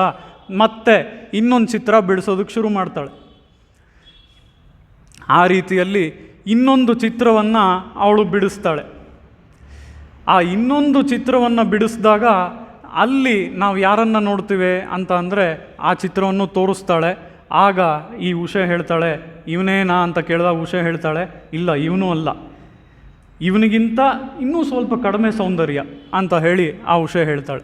ಈಗ ತೋರಿಸಿದ್ದು ಯಾರನ್ನ ಅಂದರೆ ಸಂಕರ್ಷಣ ಅನ್ನುವಂತಹ, ಅನಿರುದ್ಧ ಸಂಕರ್ಷಣ ಅನ್ನುವಂತಹ ಆ ಶ್ರೀಕೃಷ್ಣನ ಮಗನನ್ನು, ಆ ಮಗನ ಚಿತ್ರವನ್ನು ಇಲ್ಲಿ ತೋರಿಸಿದಾಳೆ. ಆ ರೀತಿಯಲ್ಲಿ ಮತ್ತೆ ವಿವರಣೆ ಕೊಡ್ತಾಳೆ. ಮತ್ತೆ ಆ ವಿವರಣೆ ಪ್ರಕಾರ ಅವಳು ಚಿತ್ರವನ್ನು ಬಿಡಿಸ್ತಾ ಹೋಗ್ತಾಳೆ. ಆ ಚಿತ್ರವನ್ನು ಬಿಡಿಸ್ತಾ ಹೋಗಿ ಆಮೇಲೆ ಕೊನೆಯಲ್ಲಿ ಆ ಚಿತ್ರ ಮುಗಿಯುತ್ತೆ. ಉಷೆಗೆ ತೋರಿಸ್ತಾಳೆ. ಇವನೇನಾ ನೋಡು ಅಂತ ಕೇಳ್ತಾಳೆ. ಇವನೇ ನನ್ನ ಪ್ರಾಣನಾಥ ಅಂತ ಹೇಳಿ ಆ ಉಷೆ ಸಂತೋಷ ಪಡ್ತಾಳೆ. ಆ ರೀತಿಯಲ್ಲಿ ಇಲ್ಲಿ ಆ ಉಷೆಗೆ ತೋರಿಸಿದ್ದು ಯಾರ್ಯಾರು? ಮೊದಲಿಗೆ ತೋರಿಸಿದ್ದು ಶ್ರೀಕೃಷ್ಣ ಅಲ್ವಾ? ಈ ಶ್ರೀಕೃಷ್ಣ ಯಾರು ಅಂತ ಅಂದರೆ ಮನ್ಮಥ ಅಂತ ಕರಿತೀವಿ. ಆ ರೀತಿಯಲ್ಲಿ ಆ ಮನ್ಮಥನಿಗೂ ಮನ್ಮಥನಾಗಿರುವಂಥನು ನಮ್ಮ ಶ್ರೀಕೃಷ್ಣ. ಅದೇ ರೀತಿಯಲ್ಲಿ ಎರಡನೇದಾಗಿ ನೋಡಿದಂತಹ ಚಿತ್ರ ಯಾರ್ದು ಅಂದರೆ ಆ ಸಂಕರ್ಷಣ ಅಥವಾ ಅನಿರುದ್ಧ ಅಲ್ವಾ? ಆ ಅನಿರುದ್ಧನ ಚಿತ್ರವನ್ನು ತೋರಿಸಿದಾಗ ಅವನನ್ನು ಇಲ್ಲ ಇಷ್ಟು ಸೌಂದರ್ಯನೂ ಇಲ್ಲ, ಇದಕ್ಕಿಂತ ಕಡಿಮೆ ಅಂತ ಹೇಳಿದ್ಲಲ್ಲ, ಆ ರೀತಿಯಲ್ಲಿ ಆ ಸಂಕರ್ಷಣನನ್ನು ನಾವು ಇಲ್ಲಿ ಮನ್ಮಥನಿಗೆ ಹೋಲಿಸ್ಬೋದು. ಅದೇ ರೀತಿಯಲ್ಲಿ ಅನಿರುದ್ಧನನ್ನು ನಂತರ ತೋರಿಸಿದಾಗ ಆ ಅನಿರುದ್ಧನನ್ನು ನೋಡಿ ಸಂತೋಷಪಟ್ಟು ಇವನನ್ನೇ ನಾನು ಪ್ರೀತಿಸ್ತಾ ಇರೋದು ಅಂತ ಹೇಳಿದ್ಲಲ್ಲ, ಆ ಅನಿರುದ್ಧನನ್ನು ಈಗ ಕಿಡ್ನ್ಯಾಪ್ ಮಾಡಿಕೊಂಡು ಕರ್ಕೊಂಬಂದಿದ್ದಾರೆ. ಅನಿರುದ್ಧನ್ ಮಾತ್ರ ಅಲ್ಲ, ಅನಿರುದ್ಧನ ಜೊತೆ ಅವನು ಮಲಗಿರಬೇಕಾದ್ರೆ ಆ ಮಂಚಾನೂ ಸೇರಿ ಕಿಡ್ನ್ಯಾಪ್ ಮಾಡಿ ಕರ್ಕೊಂಬಂದಿದ್ದಾರೆ ಈ ಉಷೆ ಮತ್ತು ಆಳುಗಳು. ನಂತರ ಶ್ರೀಕೃಷ್ಣ ಬರ್ತಾನೆ, ಇಲ್ಲಿ ಯುದ್ಧ ಎಲ್ಲ ಆಗುತ್ತೆ. ಅದೆಲ್ಲ ಆದಮೇಲೆ ಇವರಿಬ್ಬರು ಮದುವೆ ಆಗುತ್ತೆ. ಇದು ದೊಡ್ಡ ಕಥೆ ಮುಂದಕ್ಕೆ ಹೋಗುತ್ತೆ. ಇಲ್ಲಿ ಈ ಕಥೆಯನ್ನು ಯಾವುದಕ್ಕಾಗಿ ಹೇಳಿದ್ದು ಅಂತ ನೋಡಿದ್ರೆ, ಹೇಗೆ ಇಲ್ಲಿ ನಂದಗೋಪ ಮೊದಲಿಗೆ ಕಾವಲು ಕಾಯ್ತಾ ಇದ್ದಾನೋ ಆ ಶ್ರೀಕೃಷ್ಣ ಮತ್ತು ಬಲರಾಮರನ್ನು, ಆ ರೀತಿಯಲ್ಲಿ ಇಂಥ ಎಷ್ಟೋ ಕಾವಲುಗಳು ಇದ್ದರೂ ಕೂಡ ಆ ದ್ವಾರಕೆಯ ಅರಮನೆಯಲ್ಲಿ ಅನಿರುದ್ಧ ಆ ಮಂಚದ ಮೇಲೆ ಮಲಗಿರಬೇಕಾದ್ರೆ ಮಂಚದ ಜೊತೆಗೆ ಅವನನ್ನು ಅಪಹರಣ ಮಾಡಿಕೊಂಡು ಕರ್ಕೊಂಡು ಹೋಗ್ತಾರೆ ಈ ಉಷೆ ಮತ್ತು ಆ ಉಷೆಯ ಆಳುಗಳು. ಆ ರೀತಿಯಲ್ಲಿ ನಾವಿಲ್ಲಿ ನೋಡೋದಾದರೆ ಇಲ್ಲಿ ಆ ಉಷೆಯ ಆಳುಗಳು ಹೇಗೆ ಇವನ್ನೆಲ್ಲ ಕರ್ಕೊಂಡು ಹೋದರು ಅನ್ನೋದನ್ನು, ಅಪಹರಣ ಮಾಡ್ಕೊಂಡು ಹೋದರು ಅನ್ನೋದನ್ನು ನೋಡ್ಬೋದು ಅಲ್ವಾ? ಈ ರೀತಿ ಇಲ್ಲಿ ನಂದಗೋಪ ಕಾವಲು ಕಾಯ್ತಾ ಇದ್ದಾನೆ ಆ ಶ್ರೀಕೃಷ್ಣ ಮತ್ತು ಬಲರಾಮರನ್ನು.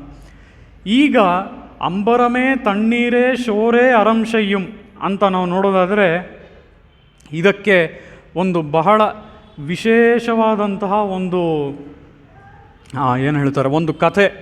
ಆ ಕಥೆ ಅಂತ ಅಂದರೆ ಇದು ಸುಮ್ಮನೆ ಕಥೆ ಹೇಳ್ತಾ ಇದ್ದಾರೆ ಅನ್ನೋ ರೀತಿ ಅಲ್ಲ, ನಿಜವಾಗ್ಲೂ ನಡೆದಿರೋ ಕಥೆ.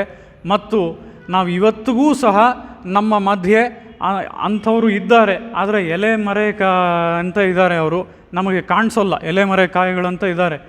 ಆದರೆ ಇವತ್ತಿಗೂ ಕೂಡ ಅಂಥವ್ರು ಇದ್ದಾರೆ.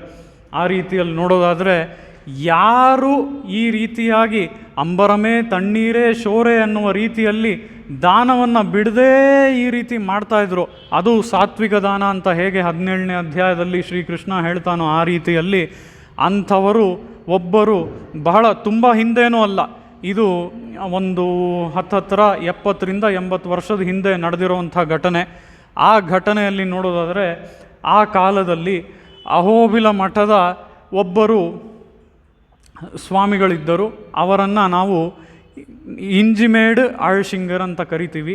ಅವರ ತಿರುನಾಮ ಬಂದು ಶ್ರೀ ಲಕ್ಷ್ಮೀ ನೃಸಿಂಹ ದಿವ್ಯಪಾದುಕಾ ಸೇವಕ ಶ್ರೀರಂಗ ಷಡೋಪಯತೀಂದ್ರ ಮಹಾದೇಶಿಕನ್. ಇವರಿಗೆ ಎಷ್ಟು ಜನ ಶಿಷ್ಯರು ಅಂತ ಅಂದರೆ ಶಿಷ್ಯ ಸಮೃದ್ಧಿ ಆ ರೀತಿಯಲ್ಲಿತ್ತು ಇವರಿಗೆ. ಇವತ್ತು ಬಹಳಷ್ಟು ಅವರ ವಿದ್ವಾನ್ಗಳನ್ನು ನಾವು ಕಳ್ಕೊಂಡಿದ್ದೀವಿ. ಆದರೆ ಶ್ರೀ ವೈಷ್ಣವ ಸಂಪ್ರದಾಯದಲ್ಲಿ ಬಹಳಷ್ಟು ವಿದ್ವಾನರನ್ನು ನಾವು ಇಷ್ಟು ದಿನಗಳ ಕಾಲ ಏನು ನೋಡ್ತಾ ಇದ್ವಿ, ಮೆಜಾರಿಟಿ ಬಂದು ಇವರ ಶಿಷ್ಯರೇ. ಆ ರೀತಿಯಲ್ಲಿ ನಾವು ನೋಡೋದಾದರೆ ಈ ಸ್ವಾಮಿಗಳು ಈ ಒಂದು ದಾನದ ಪ್ರಕ್ರಿಯೆ, ದಾನ ಮಾಡೋದರಲ್ಲಿ ಹೇಗಿದ್ರು ಅಂತ ನೋಡೋದಾದರೆ ಅವರನ್ನು ಬಂದು ಈ ತಿರುಪ್ಪಾವೈ ಕಾಲಕ್ಷೇಪಗಳನ್ನು ಅವ್ರು ಮಾಡ್ತಾಯಿದ್ದಾರೆ. ಕಾಲಕ್ಷೇಪ ಅಂತ ಅಂದರೆ ಶಿಷ್ಯರಿಗೆ ಅವರನ್ನು ಸಪ್ರೇಟಾಗಿ ಕರ್ಕೊಂಬಂದು ಒಂದು ರೂಮಲ್ಲಿ ಅಥವಾ ಒಂದು ಕಡೆಯಲ್ಲಿ ಅವರನ್ನು ಸೇರಿಸ್ಕೊಂಡು ವಿಶೇಷವಾದ ಅರ್ಥಗಳನ್ನೆಲ್ಲ ಹೇಳೋದು ರಹಸ್ಯವಾಗಿ. ಆ ರೀತಿಯಲ್ಲಿ ಈ ತಿರುಪ್ಪಾವೈ ಕಾಲಕ್ಷೇಪಗಳನ್ನು ಮಾಡ್ತಾಯಿದ್ದಾರೆ ಈ ಸ್ವಾಮಿಗಳು. ಶಿಷ್ಯರೆಲ್ಲರೂ ಕೂತಿದ್ದಾರೆ. ಈ ರೀತಿ ತಿರುಪ್ಪಾವೈ ಕಾಲಕ್ಷೇಪ ಮಾಡಬೇಕಾದ್ರೆ ಇದೇ ಧನುರ್ಮಾಸನೇ. ಈ ಧನುರ್ಮಾಸದಲ್ಲಿ ತಿರುಪ್ಪಾವೈ ಕಾಲಕ್ಷೇಪ ನಡೀತಾ ಇದೆ, ಶಿಷ್ಯರೆಲ್ಲ ಕೂತಿದ್ದಾರೆ. ಹೀಗೆಲ್ಲ ಆದಮೇಲೆ ಆ ಕಾಲಕ್ಷೇಪ ಎಲ್ಲ ಮುಗಿಯುತ್ತೆ. ಅಲ್ಲಿ ಆ ರೂಮ್ನಿಂದ ಅವರು ಹೊರಗೆ ಹೋಗ್ತಾರೆ. ಅಲ್ಲಿ ಹೊರಗೆ ಹೋಗಿ ನೋಡಿದ್ರೆ ಅಲ್ಲಿ ಒಬ್ಬ ಬಹಳ ಚಳಿಯಿಂದ ನರಳುತ್ತಾ ಇರ್ತಾನೆ. ಆ ರೀತಿಯಾಗಿ ಚಳಿಯಿಂದ ನರಳುತ್ತಾ ಇರೋರನ್ನ ನೋಡಿ ಈ ಆಳ್ಶಿಂಗರ್ ಹೇಳ್ತಾರೆ, ಸ್ವಾಮಿಗಳು ನೀವು ಇವನಿಗೆ ಅಂದರೆ ಅಲ್ಲಿರುವಂತಹ ಶಿಷ್ಯರಿಗೆ ಆದಷ್ಟು ಬೇಗ ಒಂದು ಪಂಚೆಯೋ ಇಲ್ಲ ಅದಕ್ಕಿಂತ ಒಂದು ಭಾರವಾಗಿರುವಂಥ ಒಂದು ರಗ್ಗೋ ಇಂಥದ್ದನ್ನು ದಾನ ಮಾಡಿಬಿಡಿ, ಒಂದು ವಸ್ತ್ರವನ್ನು. ಅವನು ಚಳಿ ತಡ್ಕೊಳ್ಳೋಕ್ಕಾಗ್ತಾಯಿಲ್ಲ ಅವನ ಕೈಯಲ್ಲಿ, ಅವನಿಗೆ ಮೊದಲು ಯಾವುದಾದ್ರೂ ಒಂದು ವಸ್ತ್ರದಾನವನ್ನು ಮಾಡಿಬಿಡಿ ಅಂತ ಹೇಳ್ತಾರೆ. ಆ ರೀತಿಯಲ್ಲಿ ಇಲ್ಲಿ ಶಿಷ್ಯರೂ ಸಹ ಬೇರೆ ಬೇರೆ ಕೈಂಕರ್ಯದಲ್ಲಿ ಎಲ್ಲ ನಿರತರಾಗಿದ್ದರು. ಅವರು ಮಾಡ್ತೀವಿ ಅಂತ ಅಂದರು. ಆಮೇಲೆ ಹಾಗೆ ಸ್ವಾಮಿಗಳ ಹಿಂದೆ ಬಂದ್ಬಿಟ್ರು. ಆಮೇಲೆ ಏನಾಯಿತು, ಹೀಗೆ ಕಾಲಕ್ಷೇಪಗಳು ಮುಂದುವರಿತಾ ಇತ್ತು. ಕಾಲಕ್ಷೇಪದ ಒಂದು ದಿನ, ಅದು ಯಾವ ದಿನ ಅಂತ ಅಂದರೆ ಈ ದಿನ, ಈಗ ನಾನು ನಿಮಗೆ ಉಪನ್ಯಾಸ ಮಾಡ್ತಾ ಇದ್ದೀನಲ್ಲ, ಅಂಬರಮೇ ತಣ್ಣೀರೇ ಶೋರೆ ಅನ್ನುವಂತಹ ಪಾಶುರ, ಈ ಪಾಶುರವನ್ನು ಕಾಲಕ್ಷೇಪ ಮಾಡೋದಕ್ಕೆ ಅಂತ ಆರಂಭಿಸಿದ್ರು ಸ್ವಾಮಿಗಳು. ಆಗ ಆರಂಭಿಸಿದಾಗ ಅವರು ಹೀಗೆ ಯಾವಾಗಲೂ ಕಾಲಕ್ಷೇಪವನ್ನು ಆರಂಭಿಸಿದ್ರೆ ಒಂದೇ ಫ್ಲೋನಲ್ಲಿ ಅವರು ಹೇಳ್ಕೊಂಡು ಹೋಗ್ತಾ ಇರ್ತಾರೆ. ಆದರೆ ಅವತ್ತು ಏನಾಗೋಯ್ತು, ಆರಂಭಿಸಿದ್ರು, ಆ ಪಾಶುರ ಆರಂಭಿಸ್ತಾ ಇದ್ದಂಗೆ ಅದನ್ನು ಅಲ್ಲೇ ಅರ್ಧದಲ್ಲೇ ನಿಲ್ಲಿಸ್ಬಿಟ್ರು. ಅಲ್ಲಿ ರೂಮಿಂದ ಅವರು ಹೊರಗೆ ಎದ್ದೊಟ್ಟೋದ್ರು. ಏನಕ್ಕೆ ಅಂತ ನೋಡಿದ್ರೆ, ಅವತ್ತು ನಿಮಗೆಲ್ಲ ಹೇಳಿದ್ನಲ್ಲ, ಇಲ್ಲಿ ಪ್ರತಿದಿನ ಒಬ್ಬ ಬರ್ತಾ ಇದ್ನಲ್ಲ, ಅವನಿಗೆ ನಾನು ಹೇಳ್ದಂಗೆ ನೀವು ವಸ್ತ್ರದಾನ ಮಾಡಿದ್ರಾ ಅಂತ ಕೇಳಿ ಆ ಶಿಷ್ಯರನ್ನು ಕೇಳ್ತಾರೆ. ಆ ಶಿಷ್ಯರು ನಮಗೆ ಬೇರೆ ಕೈಂಕರ್ಯಗಳೆಲ್ಲ ಇದ್ದಿದ್ದರಿಂದ ಸ್ವಾಮಿ ಮರ್ತ್ಬಿಟ್ವಿ, ನಮಗೆ ಕ್ಷಮಿಸ್ಬಿಡಿ ಅಂತ ಹೇಳ್ತಾರೆ. ಆ ಸಮಯದಲ್ಲಿ ಮತ್ತೆ ಅವತ್ತೇ ಹುಡ್ಕೊಂಡು ಸ್ವಾಮಿಗಳನ್ನು ಬರೋದರಿಂದ ಅವರಿಗೆ ಆ ಸ್ವಾಮಿಗಳೇ ನಿಂತ್ಕೊಂಡು ಪರ್ಸನಲ್ಲಾಗಿ ದಾನ ಮಾಡಿ ಅವನ ಚಳಿಯನ್ನು ಹೋಗಿಸ್ತಾರೆ. ಆ ರೀತಿಯಲ್ಲಿ ನಿಮಗೆ ದಾನ ಮಾಡೋದಕ್ಕೆ ಹೇಳಿದ್ರೆ ನೀವು ಮಾಡಲಿಲ್ಲ ಅಂತ ಹೇಳಿ ಸ್ವಾಮಿಗಳು ಅವರ ಮೇಲೆ ಕೋಪಿಸ್ಕೊಂಡು, ಅದಲ್ಲದೆ ಸ್ವಾಮಿಗಳು ನಾನೇ ಇದ್ದು ಈ ದಾನವನ್ನು ಮಾಡಬೇಕು ಅಂತ ಹೇಳಿ ಆ ದಾನವನ್ನು ಮಾಡ್ತಾರೆ. ಆ ರೀತಿಯಲ್ಲಿ ಇಲ್ಲಿ ದಾನದ ಒಂದು ವಿಶೇಷತೆಯನ್ನು ನಾವು ನೋಡೋದಾದರೆ, ಈ ರೀತಿಯಲ್ಲಿ ನಮ್ಮ ಮಹಾನರು ನಮ್ಮ ಮಧ್ಯೆಯೇ ಇಷ್ಟು ದಿನಗಳ ಕಾಲ ಈಗಲೂ ಸಹ ಇದ್ದಾರೆ, ನಾನು ಹೇಳೋ ಹಾಗೆ. ಆದರೆ ನಮಗೆ ಪ್ರಸಿದ್ಧವಾಗಿ ಕಾಣಿಸ್ಕೊಳ್ಳಲ್ಲ ಅಷ್ಟೆ. ಆದರೆ ಇಂಥವರು ಈಗಲೂ ಸಹ ಇಂಥ ಮಹಾನರು ನಮ್ಮ ಮಧ್ಯೆ ಇದ್ದಾರೆ. ಆ ರೀತಿಯಲ್ಲಿ ಇಲ್ಲಿ ನೋಡೋದಾದರೆ ಇಲ್ಲಿ ಯಾವ ದಾನ ಅಂತ ಹೇಳಿದ್ರೆ ಆ ಒಂದು ವಸ್ತ್ರದಾನದ ಬಗ್ಗೆ ನಾವು ನೋಡಿದ್ವಿ. ಈ ರೀತಿಯಲ್ಲಿ ಆ ಸ್ವಾಮಿಗಳು ವಸ್ತ್ರದಾನವನ್ನು ಮಾಡ್ತಾಯಿದ್ರು ಅಂತ ಹೇಳಿ ಅವರ ಒಂದು ಮಹಿಮೆಯನ್ನು ನಾವು ನೋಡಿದ್ವಿ. ಅದೇ ರೀತಿಯಲ್ಲಿ ವಸ್ತ್ರದಾನವನ್ನು ಶ್ರೀಕೃಷ್ಣ ದ್ರೌಪದಿಗೆ ಮಾಡ್ದ ಅಲ್ವಾ. ಆ ಶ್ರೀಕೃಷ್ಣನನ್ನು ಶ್ರೀ ಶಂಖಚಕ್ರ ಗದಾಪಾಣೆ ಅಂದಾಗಲೂ ಶ್ರೀಕೃಷ್ಣ ಏನು ಮಾಡಲಿಲ್ವಂತೆ, ದ್ವಾರಕಾ ನಿಲಯಾಚ್ಯುತ ಅಂದಾಗಲೂ ಏನು ಮಾಡಲಿಲ್ವಂತೆ, ಗೋವಿಂದ ಅಂದಾಗಲೂ ಏನು ಮಾಡಲಿಲ್ವಂತೆ. ನಂತರ ಹೇಳಿದಂಥ ತಿರುನಾಮ ಪುಂಡರೀಕಾಕ್ಷ ಅಂದಾಗಲೇ ಶ್ರೀಕೃಷ್ಣ ರೆಸ್ಪಾಂಡ್ ಮಾಡಿದ್ದಂತೆ. ಇದು ಸ್ವಾರಸ್ಯಕ್ಕಾಗಿ ಹೇಳುವಂಥ ಒಂದು ವಿಷಯ. ಶ್ರೀ ಶಂಖಚಕ್ರ ಗದಾಪಾಣೆ ಅಂತ ಅಂದರೆ ನಾವು ನೋಡೋದಾದರೆ ಶಂಖಚಕ್ರಗಳನ್ನು ಧರಿಸ್ಕೊಂಡಿರೋನೆ ಅನ್ನುವಂಥ ಅರ್ಥ ಅಲ್ವಾ. ಇಲ್ಲಿಂದ ನಾವು ಶ್ರೀವೈಕುಂಠಕ್ಕೆ ಹೋದರೆ ನಮಗೆಲ್ಲರಿಗೂ ಸಹ ಒಂದು ಅಪ್ರಾಕೃತವಾದ ದೇಹ ಸಿಕ್ಕಿ ನಾವು ಕೂಡ ಶಂಖಚಕ್ರಗಳನ್ನು ಧರಿಸ್ಕೊಳ್ತೀವಿ. ಆ ರೀತಿಯಲ್ಲಿ ಆ ಶ್ರೀಕೃಷ್ಣ ಒಬ್ಬನೇ ಶಂಖಚಕ್ರ ಧರಿಸ್ಕೊಂಡಿರೋರನ್ನ ಅಲ್ಲ. ಅದಲ್ಲದೆ ಇಲ್ಲಿ ಶ್ರೀಕೃಷ್ಣನ ಸ್ನೇಹಿತ ಒಬ್ಬ, ಆ ಶ್ರೀಕೃಷ್ಣನ ಸ್ನೇಹಿತನೂ ಸಹ ಅವನು ನಾನು ನಿಂತರಾನೇ ಆಗಬೇಕು ಅಂತ ಹೇಳಿ ಈ ಒಂದು ಡೂಪ್ಲಿಕೇಟ್ ಇದನ್ನು ಶಂಖಚಕ್ರಗಳನ್ನು ಇಟ್ಕೊಂಡು ಓಡಾಡ್ತಾ ಇದ್ದ. ಆ ರೀತಿಯಲ್ಲಿ ಶಂಖಚಕ್ರ ಇಟ್ಕೊಂಡ್ರೂ ಅವನೊಬ್ಬನೇ ಅಲ್ಲ ಅಂತ ಹೇಳಿ ಶ್ರೀಕೃಷ್ಣ ಶ್ರೀ ಶಂಖಚಕ್ರ ಗದಾಪಾಣೆ ಅಂದಾಗ ರೆಸ್ಪಾಂಡ್ ಮಾಡಲಿಲ್ಲ. ದ್ವಾರಕಾ ನಿಲಯಾಚ್ಯುತ ಅಂತ ಅಂದರೆ ದ್ವಾರಕೆಯಲ್ಲಿ ಇರುವವನು, ಭಕ್ತರು ಬೇಡ್ಕೊಂಡಾಗ ಕೈ ಬಿಡದೇ ಇರೋವನು. ಆ ರೀತಿಯಲ್ಲಿ ಯಾರೋ ಒಬ್ಬರು ಇನ್ನೊಬ್ರನ್ನ ಹೋಗಿ ಈ ರೀತಿ ಸಹಾಯ ಮಾಡಿ ಅಂತ ಕೇಳಿದ್ರೆ ಒಳ್ಳೆ ಮನಸ್ಸಿಂದ ಸಹಾಯ ಮಾಡೋರು ಎಷ್ಟೋ ಜನ ಇದ್ದಾರೆ ದ್ವಾರಕೆಯಲ್ಲಿ, ನಾನು ಒಬ್ಬನೇನಾ ಅಂತ ಹೇಳಿ ಶ್ರೀಕೃಷ್ಣ ಅದಕ್ಕೂ ರೆಸ್ಪಾಂಡ್ ಮಾಡಲಿಲ್ಲ. ದ್ವಾರಕಾ ನಿಲಯಾಚ್ಯುತ ಗೋವಿಂದ ಅಂತ ಅಂದರೆ ಆ ಗೋಪಾಲಕನಾಗಿ ಇರುವಂಥವನು. ಅಲ್ಲಿ ಯಾದವರೇ ತಾನೇ ಇಲ್ಲಿಗೆ ಬಂದಿರೋದು ದ್ವಾರಕೆಗೆ, ಅಲ್ಲೂ ಕೂಡ ಬಹಳಷ್ಟು ಗೋಪಾಲಕರು ಇದ್ದಾರೆ. ಸೊ ನಾನು ಒಬ್ಬನೇನ ಗೋಪಾಲಕ, ಈ ಗೋವಿಂದ ಅನ್ನೋದು ನನ್ನನ್ನೇ ತೋರಿಸಲ್ಲ ಅಂತ ಹೇಳಿ ಅದಕ್ಕೂ ಶ್ರೀಕೃಷ್ಣ ರೆಸ್ಪಾಂಡ್ ಮಾಡಲಿಲ್ಲ. ಕೊನೆಗೆ ಪುಂಡರೀಕಾಕ್ಷ ಅಂತ ಹೇಳಿದಾಗ ಆ ಕಣ್ಣುಗಳನ್ನು, ಆ ಕಮಲದಂತಹ ಕಣ್ಣುಗಳನ್ನು ಉಳ್ಳವನೇ ಅಂತ ಹೇಳಿದಾಗಲೇ ಆ ಶ್ರೀಕೃಷ್ಣ ಎದ್ದು ಬಂದು ದ್ರೌಪದಿಗೆ ವಸ್ತ್ರದಾನವನ್ನು ಮಾಡ್ದ ಅಂತ ಹೇಳಿ ಇದೊಂದು ಸ್ವಾರಸ್ಯಕ್ಕಾಗಿ ನಮ್ಮ ಆಚಾರ್ಯರು ತೋರಿಸುವಂಥದ್ದು. ಆ ರೀತಿಯಲ್ಲಿ ಇದು ಒಂದು ನಾಮ ಸಂಕೀರ್ತನೆಯ ಮಹತ್ವವನ್ನು ಎಷ್ಟು ಗೋದಾದೇವಿ ತೋರಿಸಿದಾಳೆ ಅಲ್ವಾ, ಆ ನಾಮ ಸಂಕೀರ್ತನೆಯ ಮಹತ್ವವನ್ನು ಈ ಒಂದು ಕಥೆಯಿಂದ ನಾವು ತಿಳ್ಕೊಬೋದು. ಶ್ರೀ ಶಂಖಚಕ್ರ ಗದಾಪಾಣೆ ಅಂದ್ಲು, ದ್ವಾರಕಾ ನಿಲಯಾಚ್ಯುತ ಅಂದ್ಲು, ಗೋವಿಂದ ಅಂದ್ಲು, ಪುಂಡರೀಕಾಕ್ಷ ಅಂದಾಗಲೇ ಆ ಶ್ರೀಕೃಷ್ಣ ರೆಸ್ಪಾಂಡ್ ಮಾಡಿದ್ದು. ಆ ರೀತಿಯಲ್ಲಿ ಇಂಥ ವಸ್ತ್ರದಾನವನ್ನು ಮಾಡಿದಂತಹ ಶ್ರೀಕೃಷ್ಣ. ಆದರೆ ಇಲ್ಲಿ ಹೇಳ್ತಾ ಇರೋದು ಆ ನಂದಗೋಪನಿಗೆ. ಅಂಬರಂ ತಣ್ಣೀರೇ, ತಣ್ಣೀರು ಅಂತ ಅಂದರೆ ನೀರು. ಈ ನೀರನ್ನು ಯಾರಿಗೆ ಶ್ರೀಕೃಷ್ಣ ಯಾವಾಗ ದಾನ ಮಾಡ್ದ ಅಂತ ನೋಡಿದ್ರೆ, மன்னர் மருகுக மைத்துனன்மார்க்கு ஒரு தேரின் மேல் முன்னங்கு நின்று மோழை எழுவித்தவன் மலை கொல்நவில் சூர்வேல் கோன் நெடுமாறன் தேன் சுடர்ಕೋನ್ ತೇನನ್ ಕೊಂಡಾಡುಂ ತೆನ್ ತಿರುಮಾಲಿರುಂ ಶೋಲೆಯೇ ಅಂತ ಹೇಳಿ ಆ ತಿರುಮಾಲಿರುಂ ಶೋಲೆಯನ್ನು ಆ ಅಳಗರನ್ನ ಹಾಡ್ತಾ ಇಲ್ಲಿ ಆಳ್ವಾರರು ಆ ಶ್ರೀಕೃಷ್ಣನ ಒಂದು ಕಥೆಯನ್ನು ತೋರಿಸ್ತಾ ಇದ್ದಾರೆ. ಏನು ಅಂತ ಅಂದರೆ, ಈ ರೀತಿಯಾಗಿ ಮಹಾಭಾರತ ಯುದ್ಧ ನಡೀತಾ ಇದೆ. ಮಹಾಭಾರತ ಯುದ್ಧದಲ್ಲಿ ಸಾರಥಿಯಾಗಿ ಶ್ರೀಕೃಷ್ಣ ಮುಂದೆ ಕೂತಿದ್ದಾನೆ, ರಥಿಯಾಗಿ ಅರ್ಜುನ ಹಿಂದೆ ಕೂತಿದ್ದಾನೆ. ಹೀಗಿರಬೇಕಾದ್ರೆ ಆ ಕುದುರೆಗಳೆಲ್ಲ ಯುದ್ಧದಲ್ಲಿ ಬಹಳಷ್ಟು ಆಯಾಸಗೊಂಡಿದೆ ಆ ಕುದುರೆಗಳಿಗೆ. ಯಾಕೆ ಅಂತ ಅಂದರೆ ಯುದ್ಧ ಬಹಳಷ್ಟು ದಿನಗಳ ಕಾಲ ನಡೀತಾ ಇದೆ. ಅದರಲ್ಲೂ ಒಂದು ದಿನದಲ್ಲೇ ಆ ಕುದುರೆಗಳಿಗೆ ಬಹಳ ಆಯಾಸ ಆಗೋಗುತ್ತೆ. ಬಹಳ ಶ್ರಮ ಪಡಬೇಕು ಅಂತ ಅಂದರೆ ಒಂದು ದಿನದಲ್ಲೇ ಅವುಗಳಿಗೆ ಆಯಾಸವಾಗುವಂಥ ಸಾಧ್ಯತೆಗಳು ಇವೆ. ಆ ರೀತಿಯಲ್ಲಿ ಒಂದು ದಿನದ ಮಧ್ಯದಲ್ಲಿ ಈ ಕುದುರೆಗಳು ಆಯಾಸ ಆಗಿರೋದನ್ನು ಅರ್ಥಕೊಂಡು ಶ್ರೀಕೃಷ್ಣ, ಯಾಕೆ ಶ್ರೀಕೃಷ್ಣ ಮಾಡ್ತಾ ಇದ್ದಂತಹ ಕೆಲಸ ಏನು ಅಂತ ಅಂದರೆ ಆಳ್ವಾರರು ವರ್ಣಿಸ್ತಾರೆ. ಈ ಶ್ರೀಕೃಷ್ಣ ಯಾರು, ಹೇಗಿದ್ದವನು, ಆ ಶ್ರೀಕೃಷ್ಣ ಇಲ್ಲಿ ಬಂದು ಸಾರಥ್ಯವನ್ನು ಮಾಡ್ತಾನೆ. ಕೇವಲ ಸಾರಥ್ಯ ಅಲ್ಲ, ಅದರ ಜೊತೆಗೆ ಆ ಒಂದು ಅಶ್ವಗಳು ಏನೇನು ಮಾಡುತ್ತೋ ಅದನ್ನೆಲ್ಲ ಕ್ಲೀನ್ ಮಾಡ್ತಾ ಇದ್ದಾನೆ. ಅದರ ಜೊತೆಗೆ ಆ ಅಶ್ವಗಳನ್ನೆಲ್ಲ ಸ್ನಾನ ಮಾಡಿಸ್ತಾ ಇದ್ದಾನೆ, ಆ ಅಶ್ವಗಳಿಗೆಲ್ಲ ಊಟ ಹಾಕ್ತಾ ಇದ್ದಾನೆ. ಇದೆಲ್ಲ ಶ್ರೀಕೃಷ್ಣ ಮಾಡಬೇಕಾಗಿರೋ ಕೆಲಸನ ಅಂತ ಹೇಳಿ ಆಳ್ವಾರರು ಹಾಡ್ತಾರೆ. ಆ ರೀತಿಯಲ್ಲಿ ಇಲ್ಲಿ ಶ್ರೀಕೃಷ್ಣ ಅಶ್ವಗಳ ಪರಿಪಾಲನೆಯನ್ನು ಸಂಪೂರ್ಣವಾಗಿ ಮಾಡ್ಕೊಂಡಿದ್ದಾನೆ. ಆ ಸಮಯದಲ್ಲಿ ಒಂದು ದಿನ ಯುದ್ಧ ಬಹಳಷ್ಟು ಜೋರಾಗಿ ಮತ್ತು ಬಹಳಷ್ಟು ಶ್ರಮದಿಂದ ನಡೆದಂತಹ ಒಂದು ಸಮಯದಲ್ಲಿ ಅದರ ಆಯಾಸವನ್ನು ಅರಿತು ಶ್ರೀಕೃಷ್ಣ ಆ ಒಂದು ಯುದ್ಧ ಭೂಮಿಯಿಂದ ರಥವನ್ನು ಮೆತ್ತಗೆ ಹೊರಕ್ಕೆ ಡೈವರ್ಟ್ ಮಾಡ್ದ.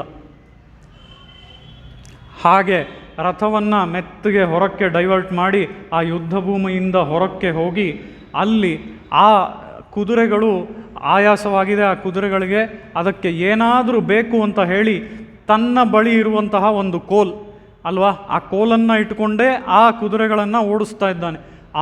ತನ್ನ ಬಳಿ ಇರುವಂತಹ ಕೋಲನ್ನು ಇಟ್ಟುಕೊಂಡು ಹಾಗೆ ಆ ನೆಲದಲ್ಲಿ ಜೋರಾಗಿ ಹೀಗೆ ಅವನು ಆ ಕೋಲನ್ನು ನೆಲದ ಒಳಗೆ ಹೋಗುವ ಹಾಗೆ ಅವನು ಹಾಕಿದಂತೆ ಆ ಕೋಲನ್ನು ಆ ಯುದ್ಧ ಭೂಮಿಯಲ್ಲಿ. ಆ ರೀತಿಯಲ್ಲಿ ಅಲ್ಲಿ ಯುದ್ಧ ಭೂಮಿಯಿಂದ ಹೊರಕ್ಕೆ ಬಂದು ವಿಶ್ರಾಂತಿ ಇವುಗಳಿಗೆ ಸ್ವಲ್ಪ ವಿಶ್ರಾಂತಿ ಬೇಕು ಅಂತ ಹೇಳಿ ಆ ಅಶ್ವಗಳಿಗೆ ಹೊರಕ್ಕೆ ಬಂದು ಆ ಕೋಲನ್ನು ಆ ಭೂಮಿಯಲ್ಲಿ ಹಾಕಿದ್ದರಿಂದ ಆಗ ನೀರು ಭೂಮಿಯಿಂದ ಚಿಮ್ಮಿ ಎದ್ದು ಬಂತಂತೆ ಮೇಲಕ್ಕೆ.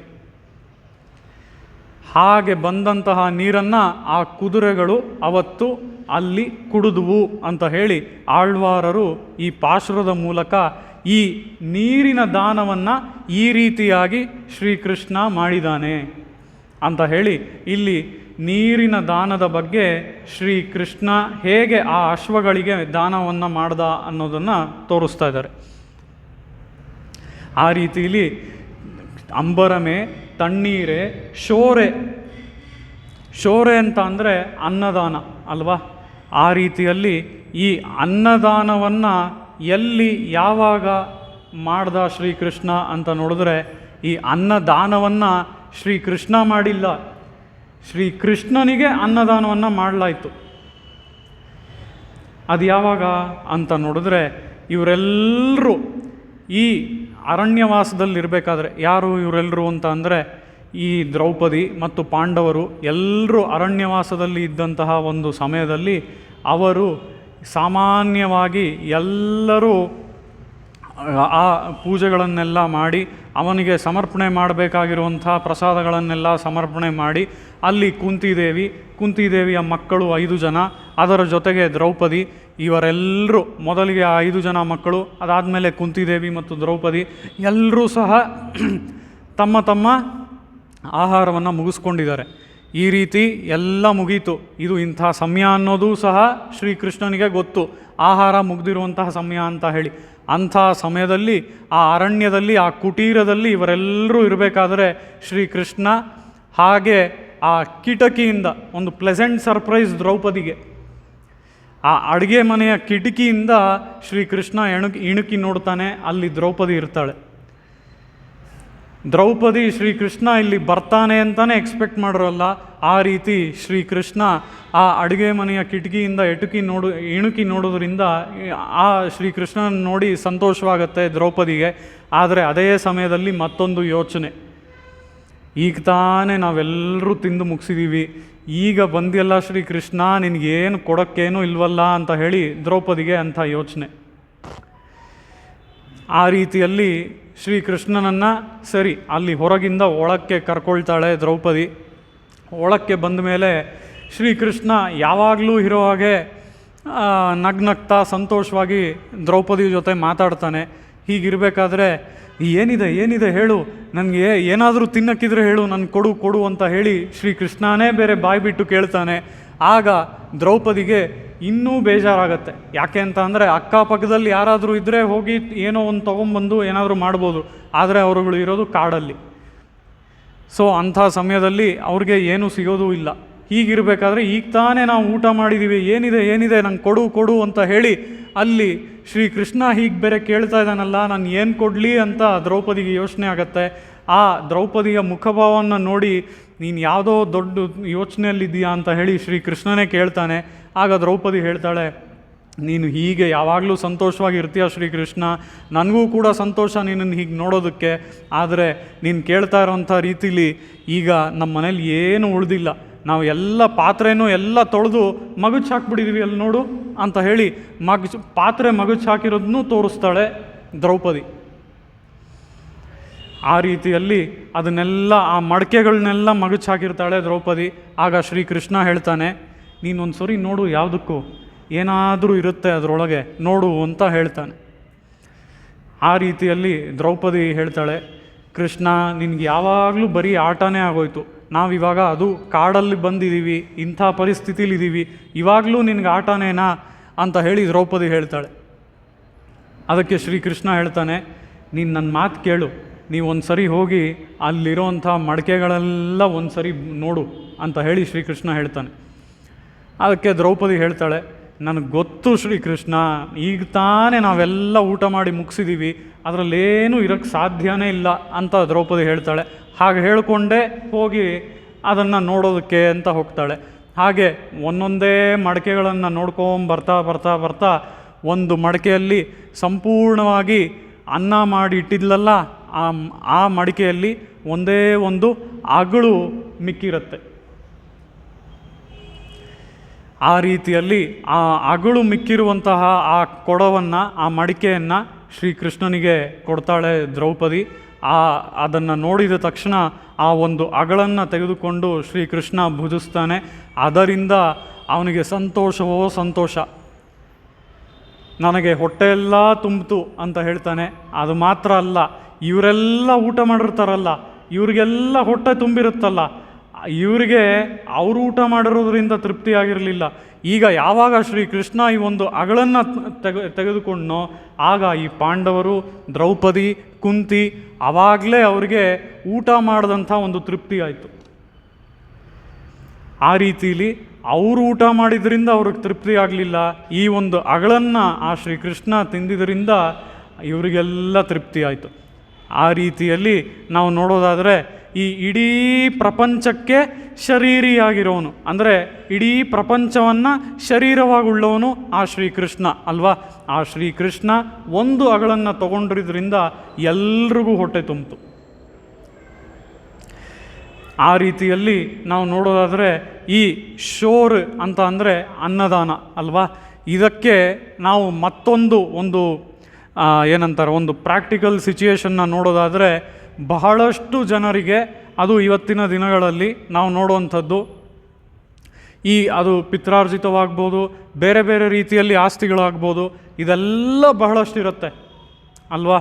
ಆದರೆ ಡಾಕ್ಟ್ರೋ, ವೈದ್ಯರೋ ಯಾರೋ ಒಬ್ಬರು ಬಂದು ಅವ್ರಿಗೆ ಒಂದು ಅಡ್ವೈಸ್ ಕೊಟ್ಟಿರ್ತಾರೆ, ನೀವು ಈ ಅನ್ನವನ್ನು ಅವಾಯ್ಡ್ ಮಾಡಬೇಕು, ಅನ್ನ ತಿನ್ನಬಾರ್ದು, ಇನ್ನೊಂದು ತಿನ್ನಬಾರ್ದು ಅಂತ ಹೇಳಿ ಅವ್ರಿಗೆ ಇರುವಂಥ ಕಾಯಿಲೆಗಳಿಗೆ ಈ ಅಡ್ವೈಸ್ನೆಲ್ಲ ಕೊಟ್ಟಿರ್ತಾರೆ ಅಲ್ವಾ.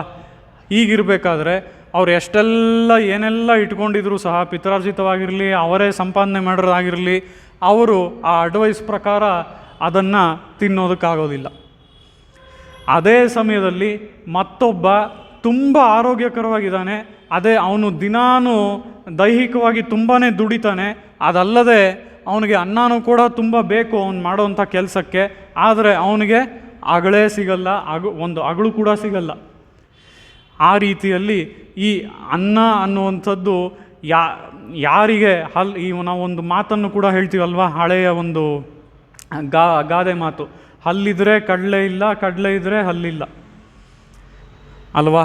ಆ ರೀತಿಯಲ್ಲಿ ಯಾರಿಗೆ ಯಾವ ಸಮಯದಲ್ಲಿ ಯಾವ ದಾನವನ್ನು ನಾವು ಮಾಡಬೇಕು ಅನ್ನೋದನ್ನು ನೋಡಿಕೊಂಡು ಸರಿಯಾಗಿ ಅವರಿಗೆ ಮಾಡಬೇಕು ಅಂತ ಹೇಳಿ ಇಲ್ಲಿ ಯಾವ ರೀತಿಯಲ್ಲಿ ನಂದಗೋಪಾಲ ದಾನ ಮಾಡ್ದ ಅನ್ನೋದನ್ನೆಲ್ಲ ತೋರಿಸ್ತಾ ಇದ್ದಾರೆ.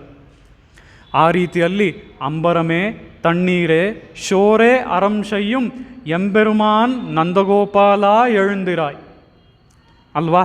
ಇಲ್ಲಿ ಮತ್ತೊಬ್ಬರನ್ನು ಯಾರೋ ಒಬ್ಬರು ದಾನ ಮಾಡಲಿಲ್ಲ. ಅದು ಯಾರು ಅಂತ ಅಂದರೆ ಇಲ್ಲಿ ನಂದಗೋಪಾಲನ್ನ ಗೋದಾದೇವಿ ಹಾಡ್ತಾ ಇದ್ದಾಳೆ ಅಲ್ವಾ. ನಂದಗೋಪಾಲನಿಗೆ ಒಂದು ಡೌಟ್ ಬಂದ್ಬಿಡುತ್ತಂತೆ. ಏನದು ಅಂತ ಅಂದರೆ ನಂದಗೋಪಾಲನಿಗೆ ಡೌಟ್ ಬರುತ್ತೆ, ಈ ರೀತಿಯಲ್ಲಿ ಈ ಗೋದಾದೇವಿ ಮತ್ತು ಸಖಿಯರು ಏನಾದರೂ ಆ ಶ್ರೀಕೃಷ್ಣನ ಕೇಳಿಬಿಡ್ತಾರೋ ಅಂತ ಹೇಳಿ ಆ ನಂದಗೋಪಾಲನಿಗೆ ಒಂದು ಡೌಟ್ ಬರುತ್ತೆ. ಶ್ರೀಕೃಷ್ಣನಿಗೆ ಕೇಳಿಬಿಟ್ರೆ ಅವನನ್ನು ನಾನು ಹೇಗಪ್ಪ ದಾನ ಮಾಡಲಿ ಅಂತ ಹೇಳಿ ಆ ನಂದಗೋಪಾಲನಿಗೆ ಹೆದರಿಕೆನೂ ಆಗತ್ತೆ. ಯಾಕೆ ಅಂತ ಅಂದರೆ ಆ ನಂದಗೋಪಾಲ ಆ ಶ್ರೀಕೃಷ್ಣನನ್ನು ಕಾವಲಾಗಿ ಇಟ್ಕೊಂಡು ಕಾಯ್ತಾ ಇದ್ದಾನೆ. ಹೀಗಿರಬೇಕಾದ್ರೆ ಆ ಗೋದಾದೇವಿ ಮತ್ತು ಸಖಿಯರೆಲ್ಲ ಹೇಳ್ತಾರೆ, ನೀನು ಆ ರೀತಿ ಏನು ಹೆದರ್ಕಬೇಕಾಗಿಲ್ಲ, ಮತ್ತು ನೀನು ಆ ದಶರಥನ ಹಾಗೂ ಅಲ್ಲ ಅನ್ನೋದು ನಮಗೆ ಗೊತ್ತು. ಯಾಕೆ ದಶರಥನ ಹಾಗಲ್ಲ ಅಂತ ಹೇಳ್ತಾ ಇದ್ದಾಳೆ ಇಲ್ಲಿ ಗೋದಾದೇವಿ ಅಂತ ಅಂದರೆ, ಆ ವಿಶ್ವಾಮಿತ್ರರು ಬಂದು, ಓ ರಾಮ, ಓ ದಶರಥ, ನೀನು ನಿನ್ನ ಮಗನಾದ ರಾಮನನ್ನು ನನಗೆ ಕೊಡು ಅಂತ ಹೇಳಿ ಯಾವಾಗ ಆ ವಿಶ್ವಾಮಿತ್ರರು ಕೇಳ್ತಾರೋ ಆಗ ದಶರಥ ಹೇಳ್ತಾನೆ, ಈ ರಾಮನನ್ನು ನಾನು ನಿನಗೆ ಈಗ ಕೊಡೋದಕ್ಕೆ ಸಾಧ್ಯ ಇಲ್ಲ. ಯಾಕೆ ಅಂದರೆ, ಊನಷೋಡಶ ವರ್ಷೋಮೇ ರಾಮೋ ರಾಜೀವಲೋಚನ ನ ಯುದ್ಧ ಯೋಗ್ಯತಾಮಸ್ಯ ಪಶ್ಯಾಮಿ ಸಹ ರಾಕ್ಷಸೈಹಿ. ಇವನಿಗಿನ್ನೂ 16 ವರ್ಷವೂ ಆಗಿಲ್ಲ. 16 ವರ್ಷಕ್ಕೆ ಎಲ್ಲೆಲ್ಲರೂ ಕೊಡೋದು. ಅದಕ್ಕೆ ಮುಂಚೆನೇ ಲೈಸೆನ್ಸೇ ಇಲ್ಲದೆ ಇರೋವಂಥ ಇವನನ್ನು, ಈ ಶ್ರೀರಾಮನನ್ನು ನೀನು ಈಗಾಗಲೇ ಕರ್ಕೊಂಡು ಹೋಗ್ತೀನಿ ಅಂತ ನೀವು ಹೇಳಿದ್ರೆ ಹೇಗೆ ಸ್ವಾಮಿ ಅಂತ ಹೇಳಿ ಆ ವಿಶ್ವಾಮಿತ್ರರನ್ನು ನೋಡಿ ಇಲ್ಲಿ ದಶರಥ ಹೇಳ್ತಾ ಇದ್ದಾನೆ. ಆ ರೀತಿಯಲ್ಲಿ ಇವನಿಗೆ ಇನ್ನೂ 16 ವರ್ಷವೂ ಕೂಡ ಆಗಿಲ್ಲ, ಯುದ್ಧ ಮಾಡೋದಕ್ಕೆ ಯೋಗ್ಯತೆಯೂ ಕೂಡ ಬಂದಿಲ್ಲ. ಇವನನ್ನು ನೀವು ದಾನವಾಗಿ ಕೊಡಿ ಅಂತ ಶ್ರೀರಾಮನನ್ನ ಕೇಳೋದು ಎಷ್ಟು ಸರಿ? ನಾನು ಆ ಶ್ರೀರಾಮನನ್ನೆಲ್ಲ, ಅದು ಇಂಥ ಒಂದು ಸಮಯದಲ್ಲಿ, ಅವನಿಗಿನ್ನೂ 16 ವರ್ಷ ಆಗದೆ ಇರೋವಂಥ ಸಮಯದಲ್ಲಿ ನಿಮಗೆ ಹೇಗೆ ಸ್ವಾಮಿ ದಾನ ಮಾಡೋದು ಅಂತ ಹೇಳಿ ದಶರಥ ಹೇಳ್ತಾನೆ. ನೀನು ಆ ದಶರಥನಂತೆ ಅಲ್ಲ, ನನಗೆ ಗೊತ್ತು, ನೀನು ನಂದಗೋಪಾಲ, ಶ್ರೀಕೃಷ್ಣನನ್ನು ಕೇಳಿದ್ರೆ ಖಂಡಿತ ಕೊಡ್ತೀಯಾ ಅಂತ ಹೇಳಿ ಇಲ್ಲಿ ಗೋದಾದೇವಿ ಹೇಳ್ತಾ ಇದ್ದಾಳೆ. ಆ ರೀತಿಯಲ್ಲಿ ಊನಷೋಡಶ ವರ್ಷೋಮೇ ರಾಮೋ ರಾಜೀವಲೋಚನ ಅಂತ ಅಂದರೆ ಇದಕ್ಕೆ ವಿಶೇಷವಾದ ಅರ್ಥನವನ್ನು ನಮ್ಮ ಆಚಾರ್ಯರು ತೋರಿಸ್ತಾರೆ. ಅದೇನು ಅಂತ ಅಂದರೆ, ರಾಮೋ ರಾಜೀವಲೋಚನ, ನಾನು ನಿಮ್ಮ ಮೊದಲೇ ಹೇಳಿದ ಹಾಗೆ ಪುಂಡರೀಕಾಕ್ಷ ಅಲ್ವಾ? ಪುಂಡರೀಕಾಕ್ಷ ಅಂತ ಅಂದರೆ ಆ ಕಮಲದಂತಹ ಕಣ್ಣುಗಳನ್ನು ಉಳ್ಳವನು. ರಾಜೀವಲೋಚನ ಅಂದರೂ ಅದೇ ಅರ್ಥವೇ. ಆ ರೀತಿಯಲ್ಲಿ ಕಮಲ ಯಾವಾಗ ಅರಳುತ್ತೆ? ಸೂರ್ಯ ಇದ್ದಾಗ, ಹಗಲಿನ ಸಮಯದಲ್ಲಿ ಅಲ್ವಾ? ಆ ರೀತಿಯಲ್ಲಿ ಕಮಲ ಅರಳುವಂಥದ್ದು ಹಗಲಿನ ಸಮಯದಲ್ಲಿ. ನೀವು ವಿಶ್ವಾಮಿತ್ರರಾದ ನೀವು ನನ್ನ ಮಗಳನ್ನು ಯಾವುದಕ್ಕೆ ಕೇಳ್ತಾ ಇದ್ದೀರಾ ಅಂತ ಅಂದರೆ, ಆ ರಾಕ್ಷಸರಿಂದ ನಿಮಗೆ ಪ್ರೊಟೆಕ್ಷನ್ ಬೇಕು, ಅದಕ್ಕೆ ನನ್ನ ಮಗನನ್ನು ಕೇಳ್ತಾ ಇದ್ದೀರಾ. ಆ ರಾಕ್ಷಸರು ಯಾರು? ಅವರು ಯಾವಾಗ ಎಚ್ಚರವಾಗಿರ್ತಾರೆ? ರಾವಣನ ಬಗ್ಗೆ ಹೇಳ್ತಾ ನೋಡಿದ್ವಿ, ಆ ರಾಕ್ಷಸರು ನಿಶಾಚರರು. ರಾತ್ರಿಯಲ್ಲಿ ಅವರಿಗೆ ಶಕ್ತಿ ಜಾಸ್ತಿ ಮತ್ತು ರಾತ್ರಿಯಲ್ಲೇ ಅವರು ಎಚ್ಚರವಾಗಿರ್ತಾರೆ. ಹೀಗಿರುವಂಥ ರಾಕ್ಷಸರು, ರಾತ್ರಿಯಲ್ಲಿ ಎಚ್ಚರವಾಗಿರುವಂಥ ರಾಕ್ಷಸರ ವಿರುದ್ಧ ಬೆಳಗ್ಗೆ ಹೊತ್ತು ತಾವರೆ ಅರಳೋ ಹಾಗೆ ಅರಳುವಂಥ ನಮ್ಮ ಶ್ರೀರಾಮನ ಕಣ್ಣುಗಳು, ಅವನ ಕಣ್ಣುಗಳು ರಾತ್ರಿ ಹೊತ್ತು ಸೂರ್ಯ ಇಲ್ಲದೆ ಇದ್ದಾಗ ಮುಚ್ಚೋಗುತ್ತೆ.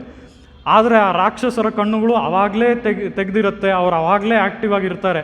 ಅಂಥ ರಾಕ್ಷಸರ ವಿರುದ್ಧ ನಮ್ಮ ಶ್ರೀರಾಮ ಹೇಗೆ ಯುದ್ಧ ಮಾಡೋದಕ್ಕೆ ಸಾಧ್ಯ ಅಂತ ಹೇಳಿ ಇಲ್ಲಿ ದಶರಥ ನನ್ನ ಮಗನನ್ನು ಕೊಡೋದಕ್ಕಾಗೋದಿಲ್ಲ ಅಂತ ಹೇಳಿ ಇಂಥ ಕಾರಣವನ್ನು ಕೊಡ್ತಾ ಇದ್ದಾನೆ. ಆ ರೀತಿಯಲ್ಲಿ ಓ ನಂದಗೋಪಾಲ, ನೀನು ಹಾಗಿರೋದಕ್ಕೆ ಸಾಧ್ಯ ಇಲ್ಲ.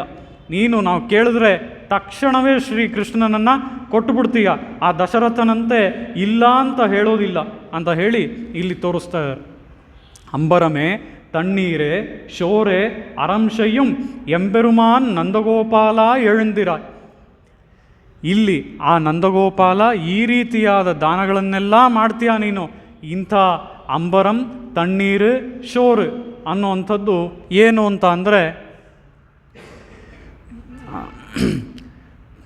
ವೆಟ್ರಿಲೈ ಅಂತ ಹೇಳ್ತಾರೆ ಅಲ್ವಾ? ವೆಟ್ರಿಲೈ ಅಂದರೆ ಏನು? ವಿಳೆದೆಲೆ ಅಲ್ವಾ? ತಿನ್ನುಂ ಶೋರ್ ಪರುಗುಂ ನೀರ್, ಅದಾದಮೇಲೆ ತಿನ್ನುಂ ಶೋರ್ ಪರುಗುಂ ನೀರ್ ವೆಟ್ರಿಲೈ ಅಂತ ಹೇಳಿ ಆಳ್ವಾರರು 3ರ ಬಗ್ಗೆ ಹೇಳ್ತಾರೆ. ಇದೇನು ಅಂತ ಅಂದರೆ, ತಿನ್ನುಂ ಶೋರ್ ಅಂತ ಅಂದರೆ ಊಟ, ನಾವು ಭುಜಿಸುವಂಥದ್ದು. ಪರುಗುಂ ನೀರು, ನಮಗೆ ನೀರು ಬೇಕು. ಅದೇ ರೀತಿ ವೆಟ್ರಿಲೈ, ಅದರ ಬಗ್ಗೆಯೂ ಹೇಳ್ತಾರೆ. ಇದು 3 ಏನನ್ನು ತೋರಿಸುತ್ತೆ ಅಂತ ಅಂದರೆ, ಧಾರಕ ಪೋಷಕ ಭೋಗ್ಯಗಳು. ಈ ರೀತಿಯಾಗಿ ಇವು 3 ಧಾರಕ ಪೋಷಕ ಭೋಗ್ಯಗಳನ್ನು ತೋರಿಸೋದ್ರಿಂದ ಇವುಗಳೂ ಸಹ ಇಲ್ಲಿ ಫಂಡಮೆಂಟಲ್ಸ್, ಬೇಸಿಕ್ಸ್, ಒಬ್ಬನಿಗೆ ಇದು ಬೇಕಾಗಿರೋದು ಅಂತ ಹೇಳಿ ಈ ಅಂಬರಂ ತಣ್ಣೀರು ಶೋರು ಇವೆಲ್ಲ ಒಬ್ಬನಿಗೆ ಖಂಡಿತವಾಗ್ಲೂ ಬೇಕಾಗಿರೋದು, ಇದು ಫಂಡಮೆಂಟಲ್ ಅಂತ ಹೇಳಿ ಇಲ್ಲಿ ತೋರಿಸ್ತಾ ಇದ್ದಾರೆ. ಆ ರೀತಿ ಧಾರಕ ಪೋಷಕ ಭೋಗ್ಯಗಳನ್ನು ಆಳ್ವಾರರು ಹೇಗೆ ತೋರಿಸಿದ್ರೋ ಆ ಧಾರಕ ಪೋಷಕ ಭೋಗ್ಯಗಳನ್ನು ದಾನ ಮಾಡೋವನು ನಮ್ಮ ಈ ನಂದಗೋಪಾಲ.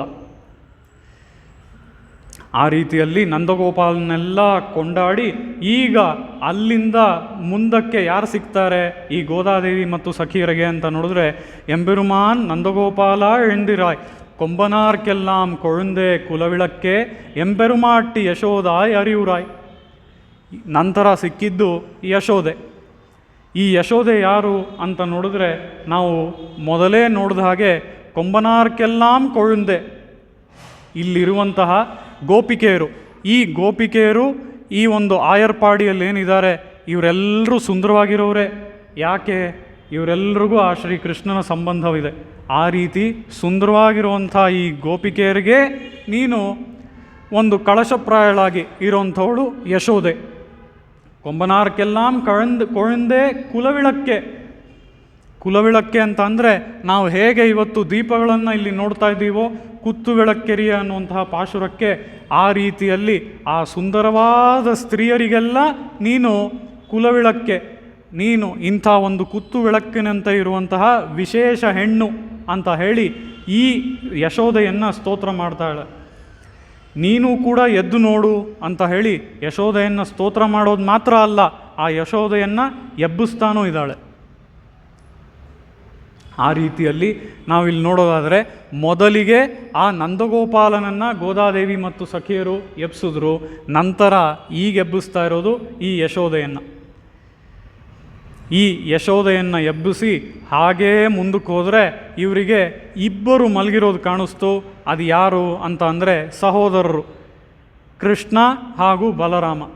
ಮೊದಲು ಆ ಕೃಷ್ಣನನ್ನು ನೋಡಿ ಅಂಬರಂ ಊಡರತ್ತು ಓಂಗಿ ಉಲಗಳಂದ ಉಂಬರ್ಕೋಮಾನೇ ಉರಂಗಾದೇ ಎಳುಂದಿರಾಯ್ ಅಂತ ಹೇಳಿ ಇಲ್ಲಿ ಆ ಶ್ರೀ ಕೃಷ್ಣನನ್ನು ಎಬ್ಸೋದಕ್ಕೆ ಗೋದಾದೇವಿ ಪ್ರಯತ್ನ ಪಡ್ತಾ ಇದ್ದಾಳೆ.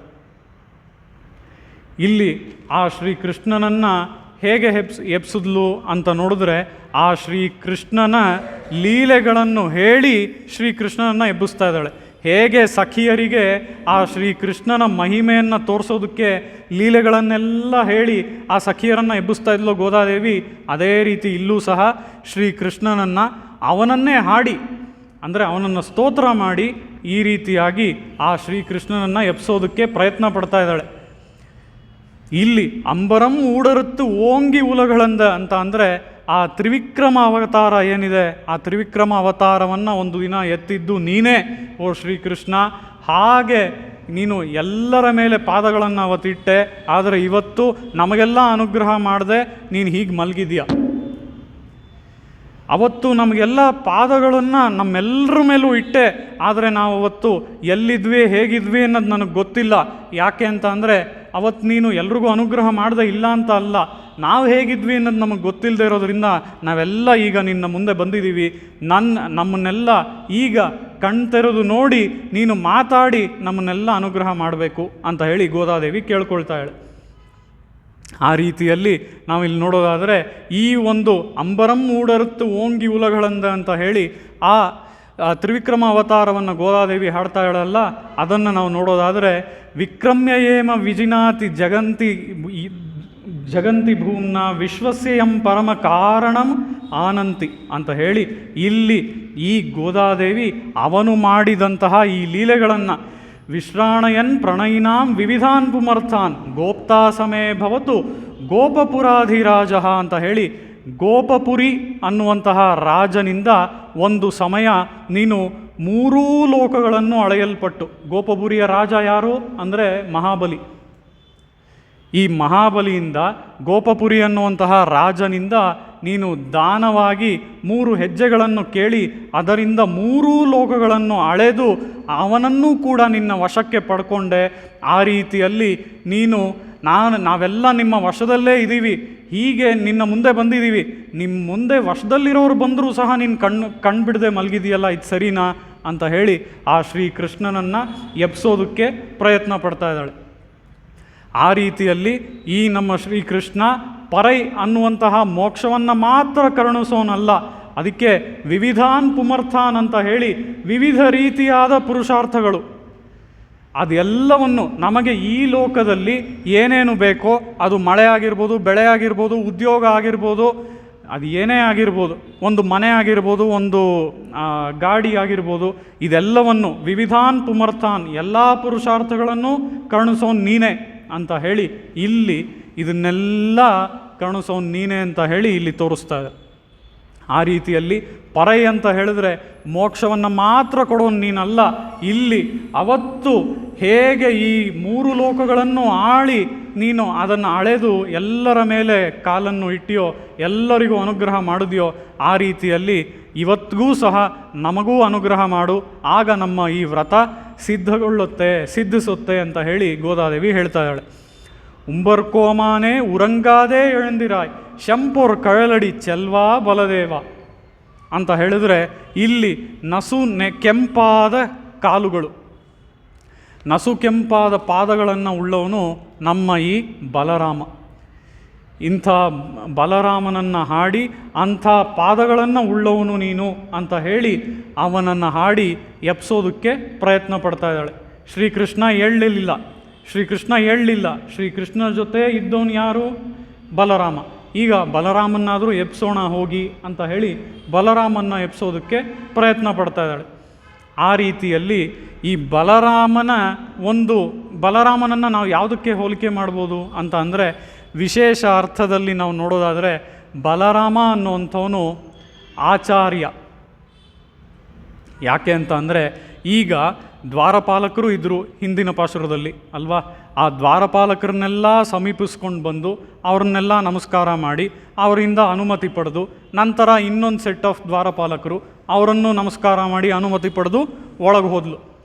ಆ ರೀತಿಯಲ್ಲಿ ನಿನ್ನೆ ನಾವು ನೋಡಿದ್ದು ಈ ದ್ವಾರಪಾಲಕರು ಸಹ ನಮ್ಮ ಆಚಾರ್ಯರನ್ನು ತೋರಿಸುತ್ತೆ ಅಂತ ಹೇಳಿ, ಆಚಾರ್ಯರ ಮೂಲಕವೇ ಆ ಶ್ರೀಕೃಷ್ಣನನ್ನು ನಾವು ಹೋಗಿ ನೋಡಬೇಕು ಅಂತ ಹೇಳಿ ನೆನ್ನೆಯ ಪಾಶುರದಲ್ಲಿ ನೋಡಿದ್ವಿ.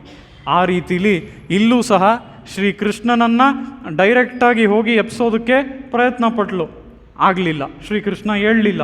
ಅದಕ್ಕೆ ಈಗ ಪಕ್ಕದಲ್ಲಿ ಇರುವಂತಹ ಬಲರಾಮ ಅನ್ನುವಂತಹ ಆಚಾರ್ಯರನ್ನು ಹೋಗಿ ಎಪ್ಸೋದಕ್ಕೆ ಟ್ರೈ ಮಾಡ್ತಾ ಇದ್ದಾಳೆ ಗೋದಾದೇವಿ.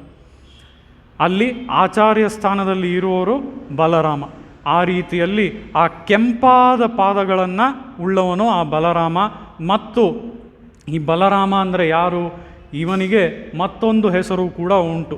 ನಾವೀಗ ಮೊದಲೇ ನೋಡಿದ ಹಾಗೆ ಆ ಉಷಯ ಕಥೆಯಲ್ಲಿ ಈ ಹೆಸರನ್ನು ನಾನು ಹೇಳಿದೆ.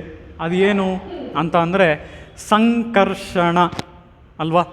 ಸಂಕರ್ಷಣ ಅಂದರೆ ಏನು ಅಂದರೆ, ಈ ಬಲರಾಮ ಹೇಗೆ ಅವತಾರ ಮಾಡಿದ್ದು ಅಂತ ನೋಡಿದ್ರೆ, ಈ ಬಲರಾಮ ಯಶೋದೆ ಗರ್ಭವನ್ನು ಧರಿಸಿರ್ತಾಳೆ ಮೊದಲು. ಬಲರಾಮ ಯಶೋದೆಯ ಗರ್ಭದಲ್ಲಿ ಇರ್ತಾನೆ. ಆಮೇಲೆ ಈ ಒಂದು ಗರ್ಭವನ್ನು ಇಲ್ಲಿಂದ ಇನ್ನೊಬ್ಬಳಿಗೆ, ಇವತ್ತು ನಾವು ಸೈಂಟಿಫಿಕ್ಕಾಗೂ ನೋಡಿದ್ರೆ ಇಂಥ ಬಹಳಷ್ಟು ಪ್ರೊಸೀಜರ್ಸ್ ಕೂಡ ಇದೆ ಮಾಡೋದಕ್ಕೆ. ಆ ರೀತಿಯಲ್ಲಿ ಇನ್ನೊಬ್ಬಳ ಗರ್ಭಕ್ಕೆ ಕರ್ಷಣ ಅಂತ ಅಂದರೆ ಅಟ್ರಾಕ್ಷನ್ ಆಗಿ ಇನ್ನೊಬ್ಬರ ಗರ್ಭಕ್ಕೆ ಟ್ರಾನ್ಸ್ಫರ್ ಆದವನು ಈ ನಮ್ಮ ಬಲರಾಮ. ಹೀಗೆ ಒಬ್ಬಳ ಗರ್ಭದಿಂದ ಮತ್ತೊಬ್ಬಳ ಗರ್ಭಕ್ಕೆ ಟ್ರಾನ್ಸ್ಫರ್ ಆಗಿ ಈ ಅಟ್ರಾಕ್ಷನ್ ಮೂಲಕ, ಕರ್ಷಣದ ಮೂಲಕ ಟ್ರಾನ್ಸ್ಫರ್ ಆಗಿದ್ದರಿಂದ ಈ ನಮ್ಮ ಬಲರಾಮನಿಗೆ ಸಂಕರ್ಷಣ ಅನ್ನುವಂತಹ ಹೆಸರು. ಆ ರೀತಿಯಲ್ಲಿ ರೋಹಿಣಿ ಗರ್ಭ ಧರಿಸಿದ್ಲು. ನಂತರ ಆ ರೋಹಿಣಿಗೆ ಪುತ್ರನಾಗಿ ಅವತಾರ ಮಾಡಿದವನು ನಮ್ಮ ಬಲರಾಮ. ಆ ರೀತಿಯಲ್ಲಿ ಬಲರಾಮ ಅನ್ನೋನಿಗೆ ಈ ಸಂಕರ್ಷಣ ಅನ್ನುವಂತಹ ಹೆಸರು ಇದೆ. ಈ ರೀತಿ ಆಕರ್ಷಣೆಗೊಂಡು ಅವನು ಗರ್ಭ ಟ್ರಾನ್ಸ್ಫರ್ ಆಗಿದ್ದರಿಂದ ಯಶೋದೆಯಿಂದ ಈ ರೋಹಿಣಿಗೆ ಅವನಿಗೆ ಸಂಕರ್ಷಣ ಅನ್ನುವಂತಹ ಹೆಸರು.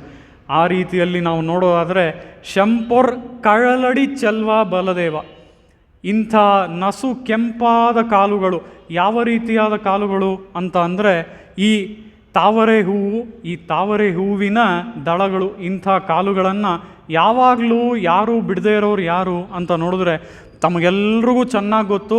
ನಾವು ಪ್ರತಿದಿನ ಹೇಳುವಂಥ ಒಂದು ತನಿಯನ್, ಅದರಲ್ಲಿ ಬರುವಂಥದ್ದು ಯೋನಿತ್ಯಂ ಅಚ್ಯುತ ಪದಾಂಬುಜ ಯುಕ್ಮ ರುಕ್ಮ ಅಲ್ವಾ. ಇದು ಯಾರ ತನಿಯನ್ ಅಂತ ನೋಡಿದ್ರೆ ನಮ್ಮ ಸ್ವಾಮಿ ರಾಮಾನುಜರ ತನಿಯನ್. ಅದರಲ್ಲಿ ಹೇಳುವಂಥದ್ದು ಏನು?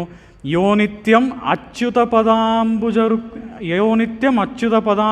ಯುಕ್ಮ ರುಕ್ಮ ಅಂತ ಹೇಳಿ, ಅಲ್ಲಿ ಆ ಅಚ್ಯುತನ ಪದಾಂಬುಜ, ಅವನ ಪಾದಗಳನ್ನು ಇಲ್ಲಿ ಹೇಗೆ ಆ ಲೋಟಸ್ ದಳಗಳಂತೆ ಈ ಬಲದೇವನ ಕಾಲುಗಳು ಇದೆ ಅಂತ ನೋಡಿದ್ವೋ, ಪಾದಗಳಿದೆ ಅಂತ ಹೇಳಿ, ಅದೇ ರೀತಿಯಲ್ಲಿ ಆ ಬಲರಾಮನು ಶ್ರೀಮನ್ನಾರಾಯಣನ ಅವತಾರವಾದ್ದರಿಂದ ಆ ಶ್ರೀಮನ್ನಾರಾಯಣನ ಪಾದಗಳು ಹಾಗೆಯೇ ಇವೆ. ಅಂಥ ಶ್ರೀಮನ್ನಾರಾಯಣನ ಪಾದಗಳನ್ನು ಯಾವಾಗಲೂ ತನ್ನ ಧ್ಯಾನದಲ್ಲಿ ಇಟ್ಕೊಂಡಿರೋರು ಯಾರು? ನಮ್ಮ ಸ್ವಾಮಿ ರಾಮಾನುಜರು ಅಂತ ಹೇಳಿ ಇಲ್ಲಿ ಆ ಸ್ವಾಮಿ ರಾಮಾನುಜರನ್ನು ಸ್ತೋತ್ರ ಮಾಡ್ತೀವಿ. ಅಂದರೆ ಯೋನಿತ್ಯಂ ಅಚ್ಯುತ ಪದಾಂಬುಜ ಯುಕ್ಮ ರುಕ್ಮ ವ್ಯಾಮೋಹತಃ ತದಿತರಾಣಿ ತೃಣಾಯ ಮೇನೆ ಅಂತ ಅಂದರೆ ಏನು?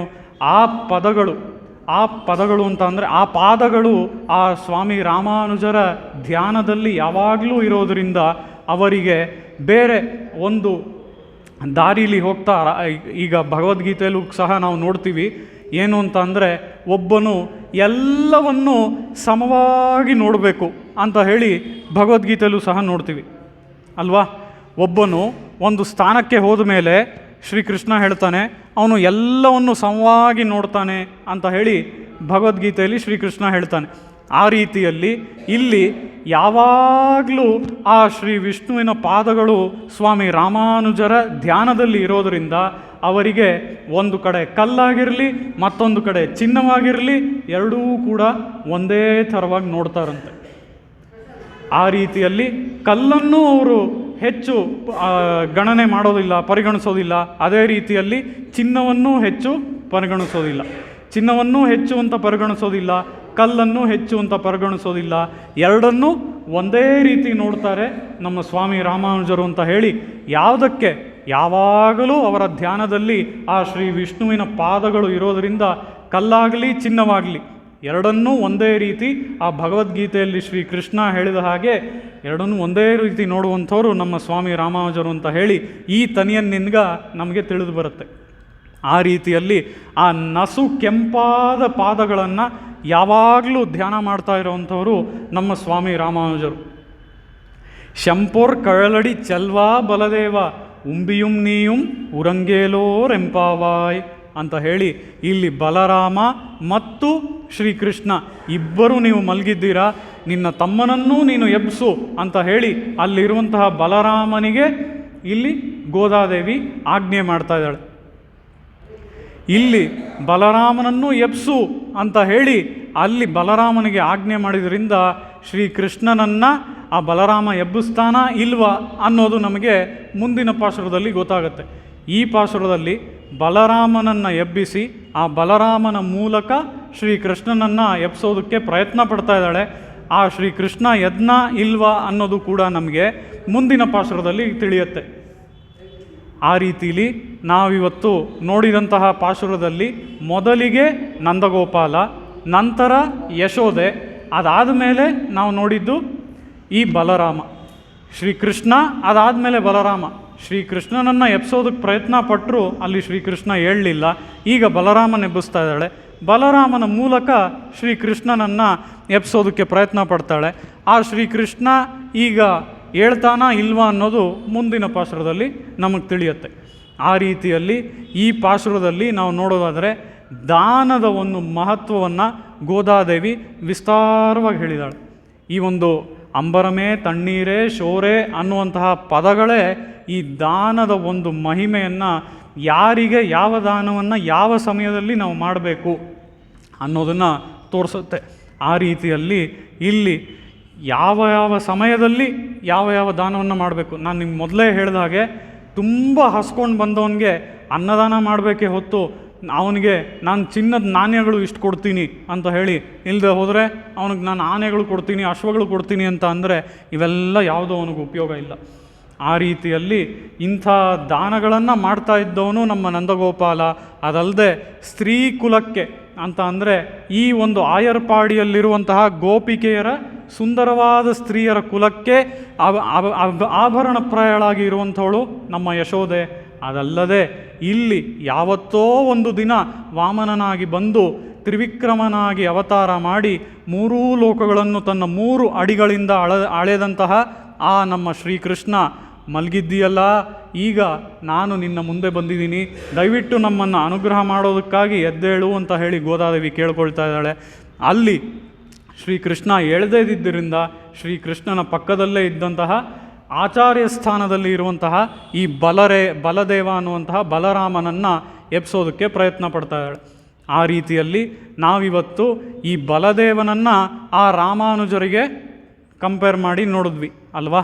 ಆ ಸ್ವಾಮಿ ರಾಮಾನುಜರು ಈ ಬಲದೇವನ ನಸುಕೆಂಪು ಕಾಲುಗಳನ್ನು ಹೇಗೆ ತನ್ನ ಧ್ಯಾನದಲ್ಲಿ ಇಟ್ಕೊಂಡಿದ್ದಾರೆ ಅನ್ನೋದನ್ನು ನೋಡಿದ್ವಿ. ಆ ರೀತಿಯಲ್ಲಿ ಶ್ರೀಕೃಷ್ಣ ಯಾರು ಅಂತ ನೋಡಿದ್ರೆ ಶ್ರೀಕೃಷ್ಣನೂ ಸಹ ಒಬ್ಬ ರಾಮಾನುಜನೇ ಅಲ್ವಾ. ಯಾಕೆ ಅಂತ ಅಂದರೆ ಬಲರಾಮ ಅದರಲ್ಲಿ ರಾಮನನ್ನು ತೆಗೆದುಕೊಂಡು ಆ ಬಲರಾಮನಲ್ಲಿ ರಾಮನನ್ನು ತೆಗೆದುಕೊಂಡ್ರೆ ಆ ರಾಮನಿಗೆ ಅನುಜ ಯಾರು? ಆ ಬಲರಾಮನಿಗೆ ಅನುಜ ಶ್ರೀಕೃಷ್ಣ. ಆ ಶ್ರೀಕೃಷ್ಣನೇ ಇಲ್ಲಿ ರಾಮಾನುಜನಾಗಿ ಆ ರಾಮಾನುಜನೇ ಈ ಸ್ವಾಮಿ ರಾಮಾನುಜನಾಗಿ ಅವತಾರ ಮಾಡಿರೋದು ಅಂತ ಹೇಳಿ ನಾವು ಈ ಒಂದು ಪಾಶುರದಲ್ಲಿ ಈ ರೀತಿಯಲ್ಲಿ ನೋಡ್ಬೋದು. ಆ ರೀತಿಯಲ್ಲಿ ಗೋದಾದೇವಿ ಇವತ್ತು ಅಂಬರಮೇ ತಣ್ಣೀರೇ ಶೋರೇ ಅರಂಶಯ್ಯಂ ಎಂಬೆರುಮಾನ್ ನಂದಗೋಪಾಲ ಎಳ್ದಿರಾಯ್ ಅಂತ ಹೇಳಿ ನಂದಗೋಪಾಲನನ್ನು ಹಾಡಿ ಅದರ ಯಶೋದೆಯನ್ನು ಹಾಡಿ ಶ್ರೀಕೃಷ್ಣನನ್ನು ಹಾಡಿ ಬಲರಾಮನನ್ನು ಹಾಡಿ ಈ ಪಾಶುರವನ್ನು ಮುಗಿಸ್ತಾ ಇದ್ದಾಳೆ. ಇದರಲ್ಲಿ ಬಲರಾಮನನ್ನು ಎಬ್ಸೋದಕ್ಕೆ ಪ್ರಯತ್ನ ಪಡ್ತಾಳೆ. ಇದರ ಮೂಲಕ ಶ್ರೀಕೃಷ್ಣನನ್ನು ಎಬ್ಸೋದಕ್ಕೆ ಪ್ರಯತ್ನ ಪಡ್ತಾಳೆ.